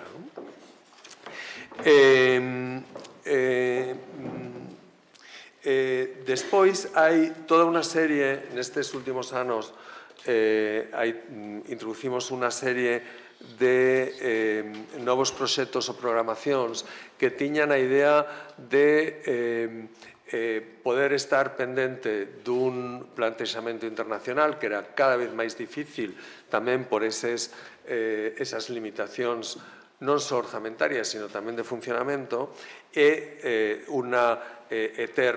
estar moi pendente da situación do panorama galego. Por ese motivo, se plantexou a partir de 2016 unha programación anual de artistas galegos de media carreira. En 2016 iniciamos con Berta Cáccamo, que por un motivo que Berta Cáccamo, que tivo unha exposición puntual no Dobre Espazo en el 97, non tivo nunca unha publicación e se plantexou precisamente poder recuperar a Berta Cáccamo nun momento en que ela estaba en crise e foi un momento tamén súo de expansión. Polo tanto, entendimos que aquela exposición foi decisiva para todo o que pasou despois, que, polo tanto, a idea de media carreira estaba totalmente acertada, no senso que é o perfil de artista máis frágil. Moitas veces pensamos en os artistas emerxentes, pero para os artistas emerxentes hai moitas cousas. Había moitas cousas, como había, por exemplo, as bolsas, as residencias, estaba o Macuf, hai toda unha serie de premios, os premios Auditorio de Galicia, etc. Pero para os artistas de media carreira, se non tiveron éxito antes daquel momento, é moi difícil que poidan continuar e, polo tanto, plantexamos justamente poder facer un apoio a ese nivel ou ese sector. E, de feito, tratamos, non estivo pensado, pero saiu dese xeito, que tivemos, despois de Berta Cáccamo, tivemos outras mulleres. A primeira foi Berta, despois foi Álvaro Negro, Nicolás Combarro, Loreto Martínez Troncoso, Almudena Fernández Fariña. No, Chelo foi un proxecto que non estaba incluído neste, foi anterior. Foi no ano 2014, foi un proxecto de Miguel Fonjafe. Neste momento estamos preparando un proxecto con Mar Caldas. Hai 4 artistas mulleres e 3 artistas homes. Pero é moi importante este proxecto porque permite tamén poder traballar cos artistas e poder facer ese traballo de compra e doazón. Por outro lado, hai un proxecto, tamén temos un proxecto de premio de ensaio que infelizmente non pudemos chegar a un acordo para que pudiera haber unha colaboración con unha editorial galega, sino que se plantexou desde a propia Consellería e o premio quedou de algún xeito disminuído desde o meu punto de vista, porque aínda que ten interés, é dicir, que cando se plantexou este proxecto era porque non había canles de publicación sobre arte contemporánea en galego, nin revistas, nin liñas editoriais que permitiran este tipo de traballos. De algún xeito hai moitos egresados, recentes doctores que presentan os seus primeiros traballos, o que ten tamén un certo interés. Despois, por último, comentar que todas as incorporacións de artistas mulleres nos anos máis recentes tivemos agora en mostras internacionais ese efecto, comentaba con alguna xente como nesta Bienal de Venecia no pabellón español está Sandra Gamarra, que tivemos unha exposición individual no CEGAC, está no pabellón de Argentina Luciana Lamote, que estivo presente nun proxecto que comisariou Susana González, de 3 mulleres artistas, con Sofía Taboas,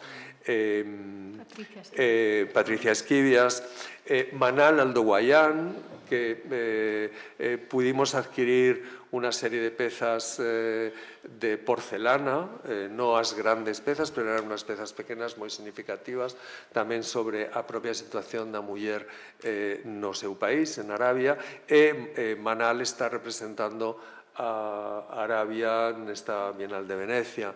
E, por outro lado, Ana María Maiolino, que tivo tamén durante a etapa de Miguel Fonjafe unha individual, foi León de Oro este ano en Venecia. Polo tanto, bueno, ese tipo de pequenos inputs, de algún xeito, son sempre animantes. Gustaríame contestar rapidamente as preguntas que tiñamos na mesa redonda e atopei... Antes, vas a seguir con este... Coas preguntas? Non, porque antes para que darlle un pouco a voz a Miguel Anxo, vale? Despois xa sigues. De acordo, moi ben. Por tocar máis temas, porque senón, vamos a ver, é complicado, porque a máis o tempo nos apremia un pouco. O tema tamén que me gustaría tocar era un pouco xa o que se comentou aquí antes, o tema dos altos cargos de dirección artística que en su maior parte seguen sendo ocupada por homes. Realmente,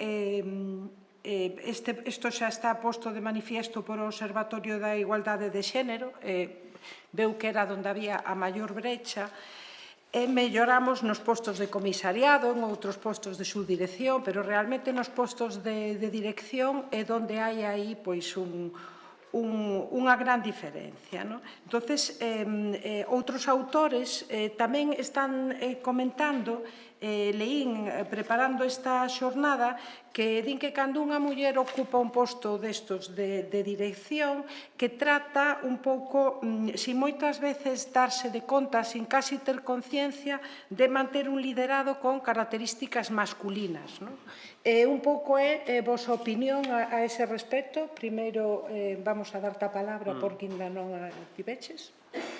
Cando queiras, Miguel Anxo. Sí, bueno, a verdade é que non sabería contestar a esa pregunta. Seguro que sí, seguro que sí. Se hai unhas características diferentes no caso da dirección de mulleres. Seguramente son impresións, non sei, a verdade que non...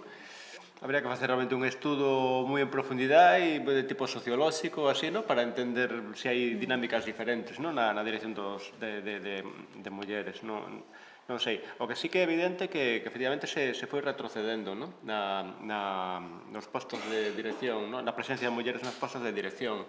De feito, estaba buscando unha cita de María Corral nun libro reciente sobre mulleres nas artes visuais en España, que comentaba precisamente que cando se abriron moitos centros de arte, no momento no que se inauguraron moitos centros de arte, a presencia das mulleres nos postos de dirección era mayoritaria.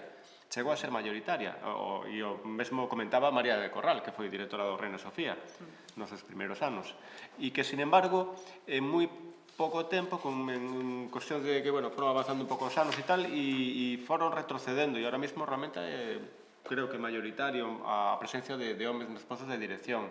O sea, ela mesma tiña conciencia un pouco de que para os postos de alta dirección un pouco que hubo retroceso, non? Non sei a nivel de dinámicas internas, non sei a nivel de dinámicas internas. Claro, la conciliación, porque al final la mujer asume ese rol de cuidadora mucho más que el hombre en la familia, ¿no? Entonces supone una renuncia, porque normalmente un puesto directivo tiene unas exigencias de dedicación muy altas.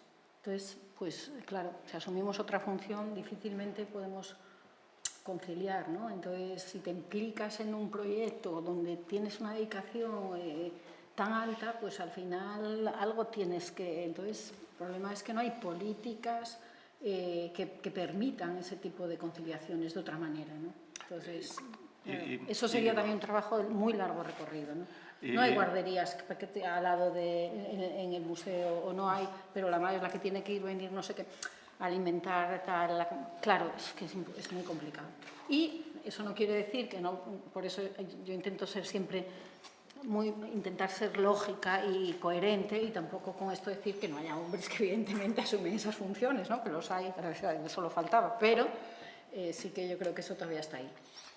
Sí, e penso un pouco tamén dentro desa mesma idea, no? O arte ten as súas dinámicas que a veces, efectivamente, un pouco como comentas, Susana, que exixen estar as 24 horas, que prácticamente, non? Esa idea de que tes que ir ás inauguracións, tes que ir a visitar talleres, tes que ir a ver que pasa co tránsito das obras, e de algún xeito eso implica, efectivamente, un estar sempre, non? Un estar sempre e estar a calquera hora do día, non? E entón, unha persona, efectivamente, que dirixe un centro de arte, que leva todo o día no centro de arte, pois chega a noite e hai unha inauguración, ou hai actividades, conferencias ou un concerto, e ten que estar tamén pola noite. E, efectivamente, eso é un tema moi delicado, efectivamente, que non nos damos conta do que consume este mundo da arte, e que, efectivamente, seguro que corta moitas carreiras. Bueno, hai moitas profesións que tamén empresas, non? Dirección de empresa, sin embargo, hai bastantes mulleres, ¿no?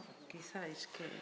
En este caso es mucha dedicación, porque al final continuamente estás, lo acabas de decir tú perfectamente, ya si tienes relación con artistas latinoamericanos, pues el horario empieza cuando acaba aquí, empieza de Latinoamérica, pues al final eso no todo el mundo está dispuesto a... Y con razón, ¿no? Porque al final es una renuncia demasiado significativa, ¿no? Pero yo cuando estuve mirando los museos no vi esa brecha. ¿No? En Galicia, los museos dirigidos por mujeres, o Museo de Lugo, Aurelia Balseiro, Rede Museística en Carnarao, Fundación Seoane, Silvia Longueira, Museo Pontevedra, Ángeles Tilbe, Museo do Mar de Vigo, Marta Lucio, Museo Masó, Covadonga, López de Prado Nistal, Belas Artes de Coruña, Ángeles Pena, Museo de Peregrinacións, Esperanza Guinguei, Cidade da Cultura, María Pereira. O sea, que aquí en Galicia... Fora de Galicia, MACBA, o IBAM, ata fai 2 meses, CAC de Sevilla, Museo de Alicante, Artium de Vitoria, Fundación Botín, Santander, K2M, Tania Pardo. Nos acabas de desmontar la... Pero vamos... O CEGAC só tivo unha muller de directora. Sí, e o Esvaluar tivo 5 mulleres directoras e agora un director, que é David Barro.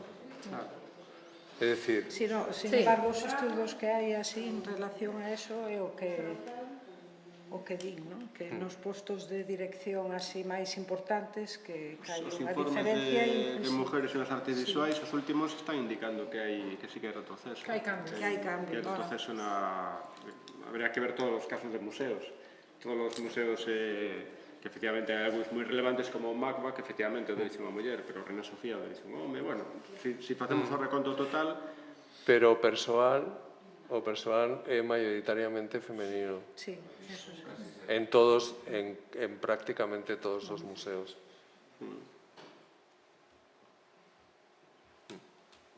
E no CEGAC tamén. No CEGAC, indudablemente. Sí. Bueno, non sei que querías comentar antes, quería darte a palabra por si querías... No, quería comenzar por esa... que me parecía xustamente un paradoxo, de algún xeito, non? Non, pois está ben saber que aquí en Galicia é que estiven pensando, claro, saían sempre nomes de muller, tamén nas galerías, non? Nas galerías, en Marisa Marimón, 30, Nordés, Luisa Pita, Dupla, Vilaseco. Sí, o das galerías é un caso moi curioso, porque é un ámbito tamén bastante feminizado, Pero despois nos atopamos co paradoxo que moitas veces, como comentaba Mónica antes, logo a programación das galerías, a maioría son homes. Entón, igual o dirixe unha muller, pero, bueno, só le pensar en Juana Mordó, por exemplo, ¿no? Con que artistas traballaba Juana Mordó, que foi a gran galerista que renovou o mercado en España, eran casi todo homes. Entón, sí que é un ámbito, efectivamente, moi feminizado, no sentido de que a presencia é importante, pero despois, claro, habría que ver un pouco as cuestións de guerras de poder, ou de quen ten máis poder económico, un pouco eso, en cales son os grandes artistas que se compran, por exemplo, cando hai que facer unha inversión, comentábamos antes no descanso, cando hai que facer unha inversión en grandes obras de arte, moitas veces para onde se van, moitas veces para artistas homes. Entón, bueno, as cuestións é que é importante eso, ter en conta que efectivamente que é un ámbito moi feminizado, que hai que reflexionar tamén sobre por qué, e sobre o que se comentou antes, se había unha correlación entre ámbitos feminizados e precarizados, que se planteou antes na anterior mesa, e que efectivamente no caso de certos períodos, como era a España do post-franquismo, poden parecer paradóxicos, pero que é certo que había unha presencia relativamente importante de mulleres, por exemplo, en actividades educativas e incluso artísticas, aínda que logo os grandes quenes quedaran como laureados eran os artistas homes, pero que a presencia era relativamente importante, porque se identificaba como lugares onde a muller podía desenvolver un pouco unha actividade dedicada á cultura, ás artes, e que quedaba ben. Pero logo, a nivel de grandes estrelas do mundo da arte eran homes, eran os que facían un pouco a carreira artística e destacaban. Bueno, despois outra pregunta que quería facer á mesa era sobre a tendencia que hai hoxe en día a nivel internacional de recuperar a figura de mulleres artistas, artistas xeralmente xa falecidas ou maiores, un pouco sempre, habitualmente son mulleres, non? Un pouco, aquí Rosario fixo unha labor moi importante aquí en Galicia de recuperar un gran número destas mulleres artistas que por outra banda serían esquecidas completamente. Entón, preguntarvos como veis eso, a situación un pouco, si credes que aquí en Galicia todavía hai marxen para mellorar un pouco todo o que é o descubrimento destas mulleres artistas, ou se é un efecto un pouco do momento, un pouco saber se é o mercado, se é a investigación tamén nas facultades, un pouco saber este tipo de labor que a está facendo e se hai marxen aquí en Galicia para facer algo como para continuar con eso. A ver, sí, realmente hai moitas posibilidades, pero tamén hai moitísimos problemas. De feito, Violeta Janeiro,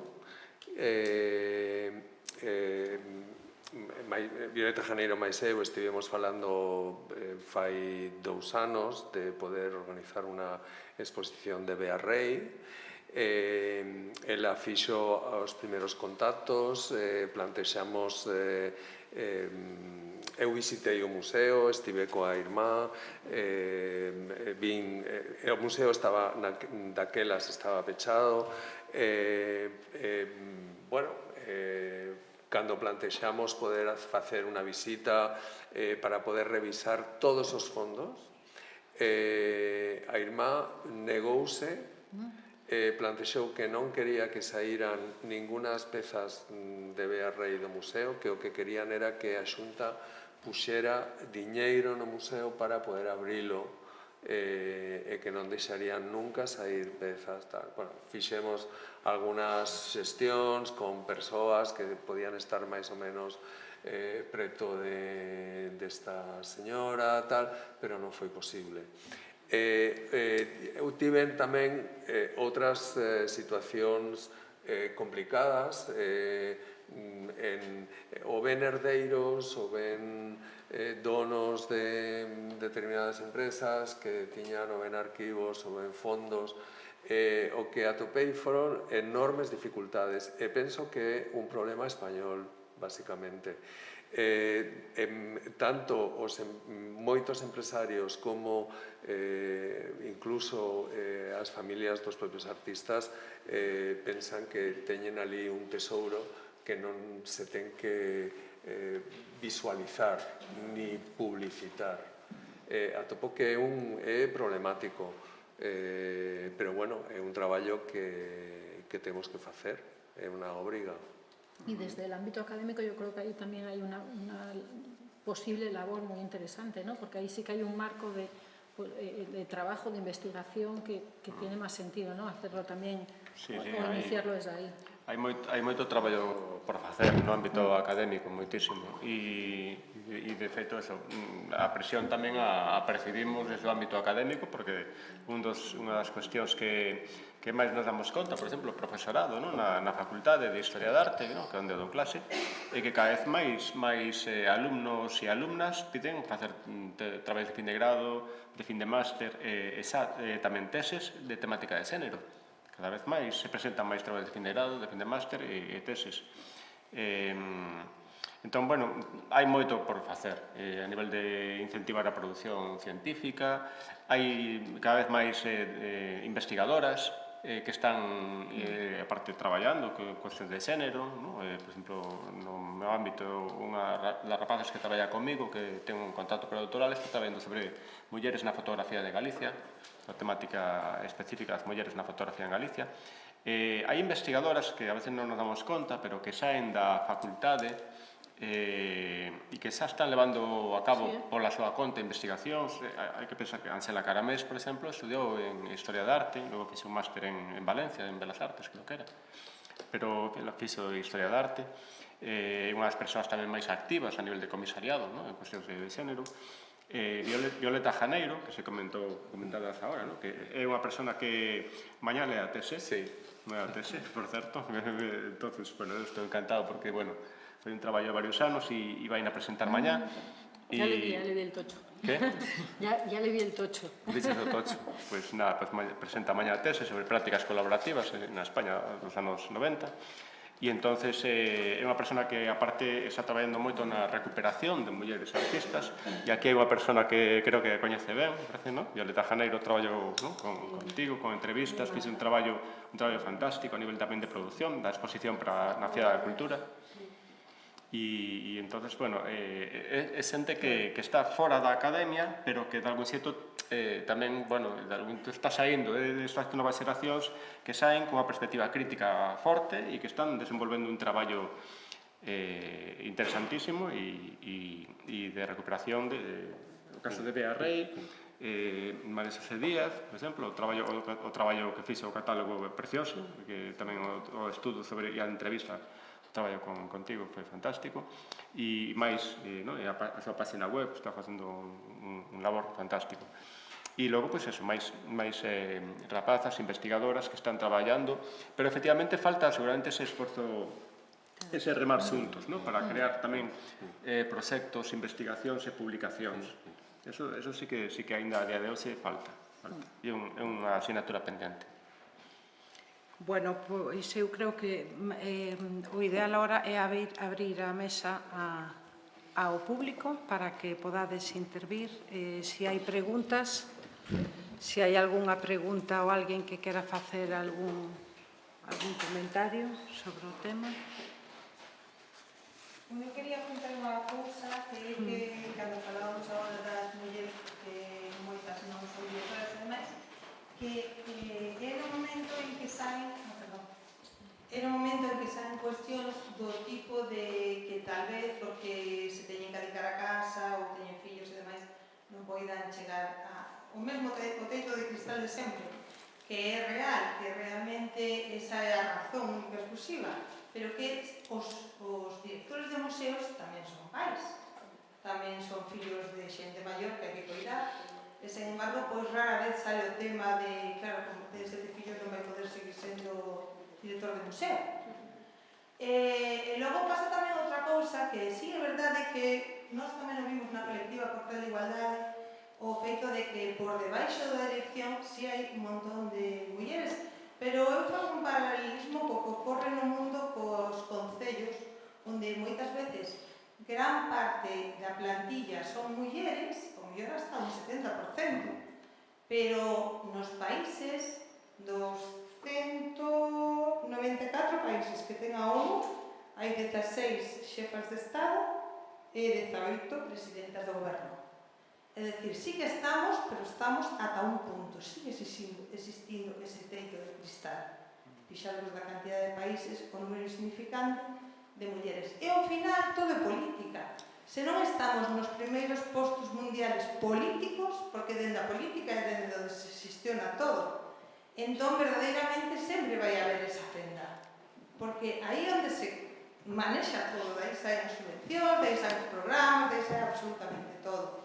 Por eso hai que seguir insistindo en que ocupemos primeiros postos, porque é o que vai xerar realmente un cambio. Bueno, xa hai que ver un pouco en relación co que comentas, cando hai un debate entre candidatos para unhas eleccións, e son casi todo homes. Os candidatos. Despois, logo, igual montan equipos onde intentan ter paridade nas consellerías ou tal, pero os candidatos casi sempre son homes. Eso é paripé. Os equipos dentro desa paridade non deixa de ser paripé. Os que cortan realmente o bacalao son os homes. E no mundo empresarial, muchísimo máis. O mundo empresarial que está vinculado ao arte, é dicir, hai mulleres que chegan aos postos de dirección que realmente son as que marquen as pautas, moi poucas, porque por encima está o ámbito masculino. E hai realmente na empresa privada, non sei se Susana ten alguna experiencia niso, pero aí sí que están os territorios claramente marcados. Nosotras tenemos presidenta, con lo cual en ese sentido tampoco... Vos tedes presidentes. Pero realmente será unha excepción, pero bueno, que realmente nas empresas a visión está clarísima. De que as mulleres chegan hasta un punto, hasta el teito de cristal, e de aí non pasa. E logo está toda a carga emocional, familiar, afectiva, de que eso é unha sobrecarga, para as mulleres, non? E además, elementos que despois nos crean incluso mala conciencia, outra cuestión, non? De que non atendes a tus fillos, non atendes a tua familia, e todo eso creo que son elementos educacionales, históricos.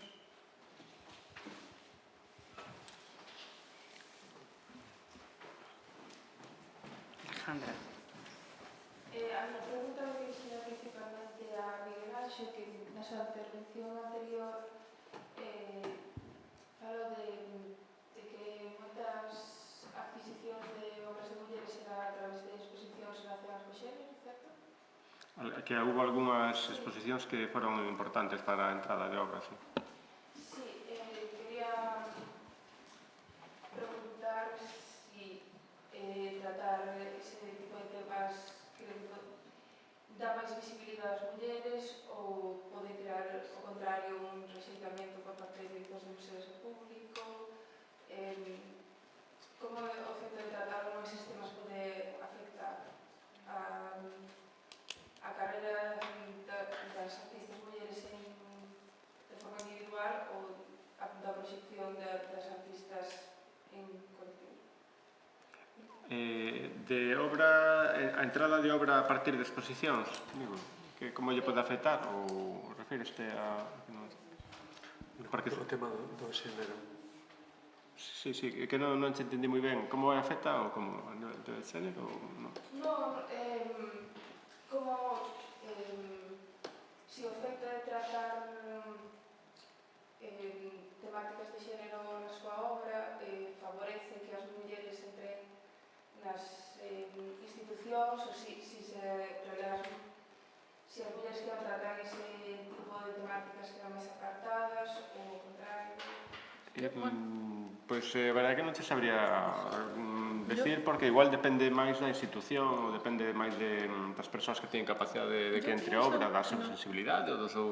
Que tiene que ver con que haya una buena obra o mala obra, que esto también tenemos que ponerlo sobre la mesa. Es decir, no estar vinculada a encasillarte por encasillarte, ¿no? Y eso también hay veces que en el ámbito del arte se mueve mucho eso de las tendencias y los artistas y las artistas se suman un poco a esa inercia de la moda y a veces ni una cosa ni la otra. Yo creo que tiene que ir más encaminado a defender unos ideales, a defender tu práctica y sea de género o no sea de género. En el caso de ella, pues trabaja el género desde siempre y tiene una coherencia, pero hay mucho de poca coherencia a veces y en ese punto sí que puede ser negativo, ¿no? Porque eso se nota y eso al final llega al público y se ve en la formalización de las obras, ¿no? Entonces, a veces argumenta con dos frases, ¿no? muy repetitivas, ¿no? O con ideas muy repetitivas, pero que realmente no es una implicación, ¿no? Una militancia real, ¿no? Entonces yo creo que eso llega al público. Entonces yo creo que la autenticidad en la práctica es la clave, ¿no? Para mí. Y eso fácilmente se puede apreciar en la obra, ¿no? No se sostiene unos discursos que son por modas o por tendencias mucho tiempo. Bueno, a veces se compran obras porque han sido significativas, porque han sido pioneras, obras que no son actuales, sino que tienen algunos años, porque inciden en cuestiones, es decir, se buscan buenas obras, pero también se busca una historia de esas obras. Es decir, que hay muchos elementos que influyen y la temática quizás a veces es como lo de menos, ¿no? Es tratar de que sea una buena obra de ese artista y que sea una obra importante en su trayectoria. En una conversación con María Corral hace muchos años, decía, cuando había estado en La Caixa, decía que ella había intentado en la colección de La Caixa buscar obras gozne, obras de alguna manera extrañas, pero que pudieran resumir la trayectoria de esos artistas, ¿no? Y la verdad es que las obras que compró durante toda esa parte de mediados 80, primeros 90, cuando estuvo hasta los 90, en realidad en La Caixa tampoco estuvo mucho, pero fue muy, muy decisiva, son obras todas que te dejan pasmados, no sé, el Richter es un Richter, lo reconoces, pero también es un Richter que le da un poco la vuelta a las piezas de Clemente. Son artistas que tienen una trayectoria muy identificable, pero ella escogió aquellas piezas que son claves, que son como muy importantes, ¿no? Entonces ahí, al construir las colecciones tienes que tener en cuenta todos estos equilibrios, ¿no? Y sobre todo que a veces no se puede comprar cosas que de repente dices, bueno, es muy importante, pero no puedes comprarlo, ¿no?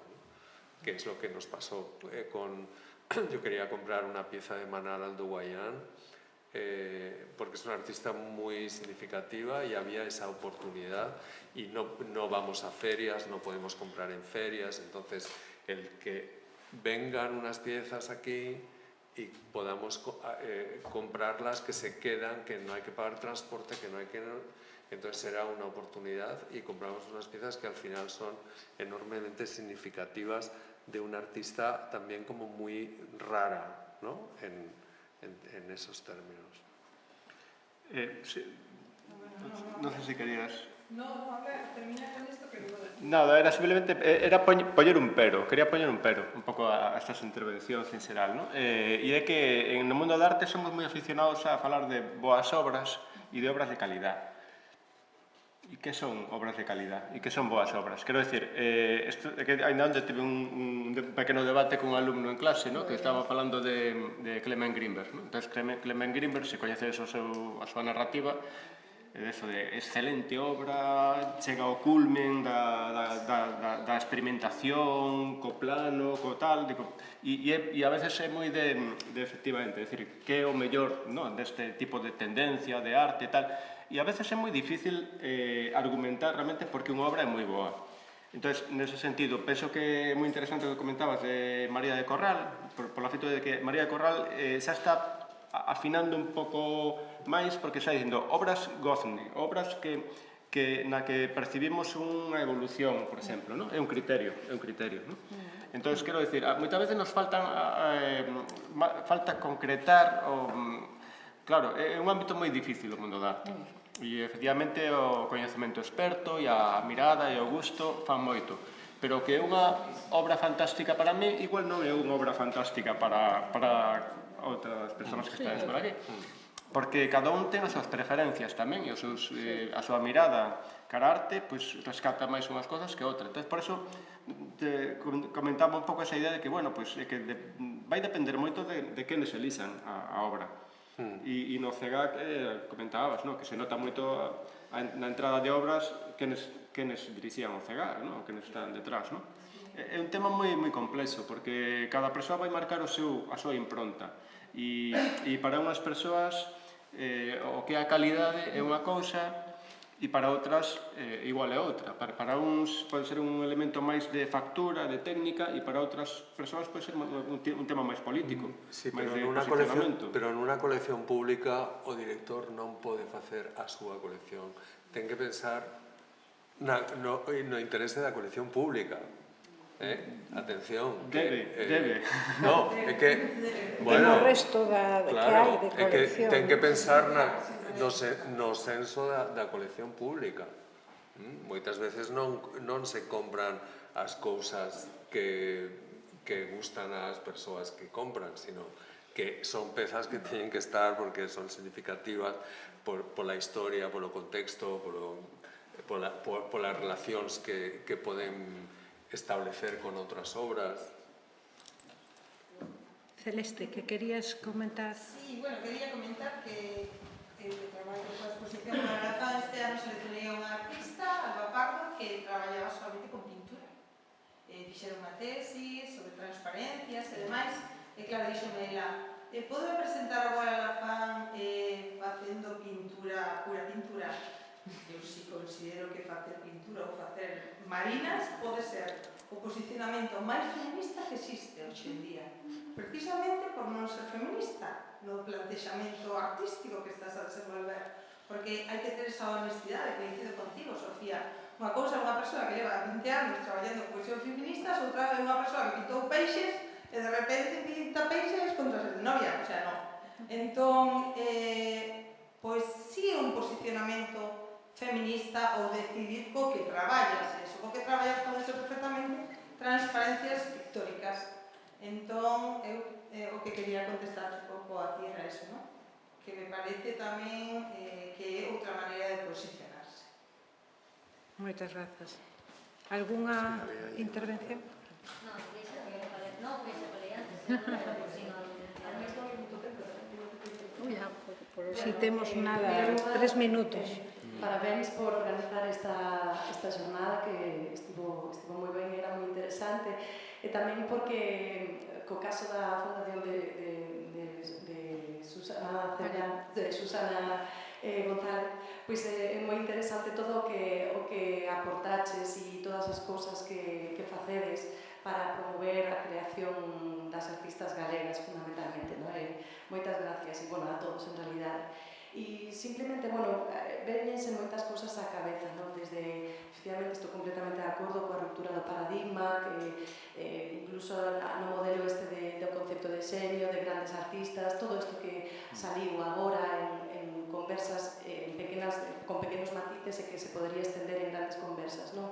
E sí que é verdade que ás veces me ven na cabeza, eu son docente tamén, coa xente do instituto, coa xente dos institutos, e é certo que cando falabades desa dualidade de profesión feminizada dentro do mundo da arte, das traballadoras da arte, que son fundamentalmente mulleres, e que así mesma, o mellor por ese propio feito, é moito máis precarizado tamén o mundo da arte, que dicíades que quizáis pudera ser unha pescadilla que se mordera a cola, pero tamén ao chegar efectivamente ao caso dos institutos, eu comentaba antes a Miguel Anxo que cando teño que facer unha programación para preparar Historia da Arte na Navao, das 74 artistas que se plantexan, solamente 5 son mulleres artistas. e casi todas son da contemporaneidade, podo lerlas, que son Gentileschi, Camille Claudel, Marina Abramovic, Cindy Sherman e Luis Bourgeois. Punto. Entón, claro, o certo é que cando estás dando clase e que intentas amosar unha perspectiva de xénero a través de calquera obra de arte, desde que estás explicando a Picasso, etc., ven moi difícil cambiar ese paradigma. Estás permanentemente dándolle voltas a ese propio paradigma. E ás veces atopaste cunha cara do alumnado que soe ser femenino ou de outros colectivos, ou da diversidade. Entón, que aceptan de moi bo grado o que lle estás explicando, a través, tendo en conta a perspectiva de xénero. E hai outra proporción, que son ser chicos, alumnos, que din, é que todo o estás dando desde esa perspectiva de xénero e por qué. Entón, algo, ao millor, non estamos facendo de todo ben desde o plantexamento dos discursos feministas cos que eu concordo 100%, pero certo é que, efectivamente, ti comentaches nun momento dado que tampouco podemos excluir a unha parte. E é verdade, claro, despois desa adolescencia, desas operacións, deses estudos, cando chegas a artistas, é verdade que hai moitos homes, moitos chicos, con carreiras emerxentes, con carreiras máis maduras, que tamén se poden sentir apartados. Que é verdade que as mulleres estivemos apartadas durante toda a historia, tamén. Pero me refiro que temos que ser capaces de crear un discurso pode soar moi naif, en positivo, e constructivo, para que este paradigma, para que este paradigma realmente mude. E despois tamén que aquí todo o tempo estamos falando das institucións museísticas e tal. Eu dos meus alumnos, eu sempre lles digo, ide a museos, cando acabo a clase, ide a museos, non vai ninguén. Co cal estamos falando dun discurso que queda para nós. Entón, tamén estamos facendo de alguna maneira mal, por moito que nós organicemos exposicións sobre mulleres, investigacións sobre mulleres, quedan ao mellor nese negro sobre branco interesantísimo, potentísimo, pero se logo o que chega a segundo de bacharelato, o que chega, porque casi todos son máis chicas as que chegan a artes e humanidades, a escoller a especialidade de artes e humanidades, casi todos son máis mulleres que homes, o que chega a artes e humanidades e lle das 5 artistas mulleres, é que entón estás tirando por terra todo o que se fai coa xente que xa está convencida. Ola, é que xa estudei Belas Artes, xa estudei Historia da Arte, ese xa os temos convencidos, ese xa van aos museos, ese xa van... Temos que empezar por abaixo. Es que estoy totalmente de acuerdo. Por eso, nosotras, desde la Fundación, la parte divulgativa y educativa nos parece fundamental. De hecho, pusimos un museo en movimiento por Galicia, en sitios donde tiene más dificultad de acceso por tiempos. A las obras de arte no pueden ir a un museo por tiempos, porque si estás una hora de viaje y media para ir y otra para venir, pues no.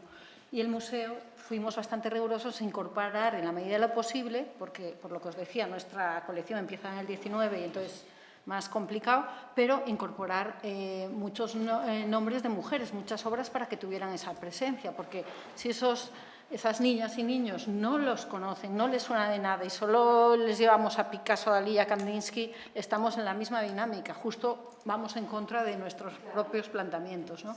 Y eso sucede. Pero bueno, en relación a esto y a la educación, tengo que decir que mis dos compañeras se dedican al arte por 2 experiencias en el CEGAR, con lo cual me parece muy interesante como la importancia también de los museos y los centros artísticos para incentivar otro tipo de pensamiento, reflexión, incluso dirección de vida, ¿no?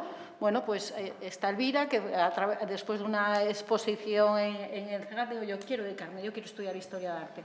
O Alba, que de muy pequeña, de muy pequeñita, empezó a ir a las actividades para familias. Pues qué importancia tiene y qué casualidad, y porque esas conexiones que dices tú, esas rupturas, ¿no? Esas brechas, hay demasiadas brechas, ¿no? E a valorización da arte e das humanidades tamén, que creo que é un tópico de que o que saca boas notas de inteligencia vai para ciencias e o que non vai para humanidades e dentro das letras a de artes, está como máis aló.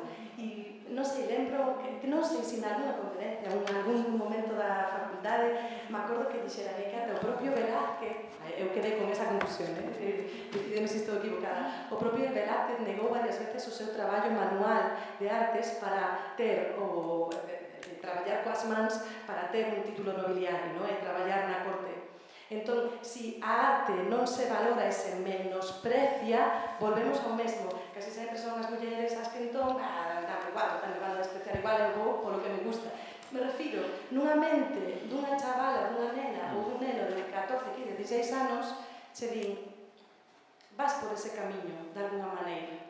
E logo entras xa nese outro todo círculo de formar parte das institucións, xa unha vez que estudiaches, non sei, creo que, non sei se eu teño na miña mente unha serie de flechas, non? Que chegan a un lugar moi complexo, pero que creo que hai que ir desde aí abaixo, para poder cambiar realmente o paradigma. Pois sí. Bueno, moitísimas grazas. Sinto ter que dar fin á mesa, pero non queda outra. O sea que moitísimas grazas a todos e, bueno, e nada, moitas grazas.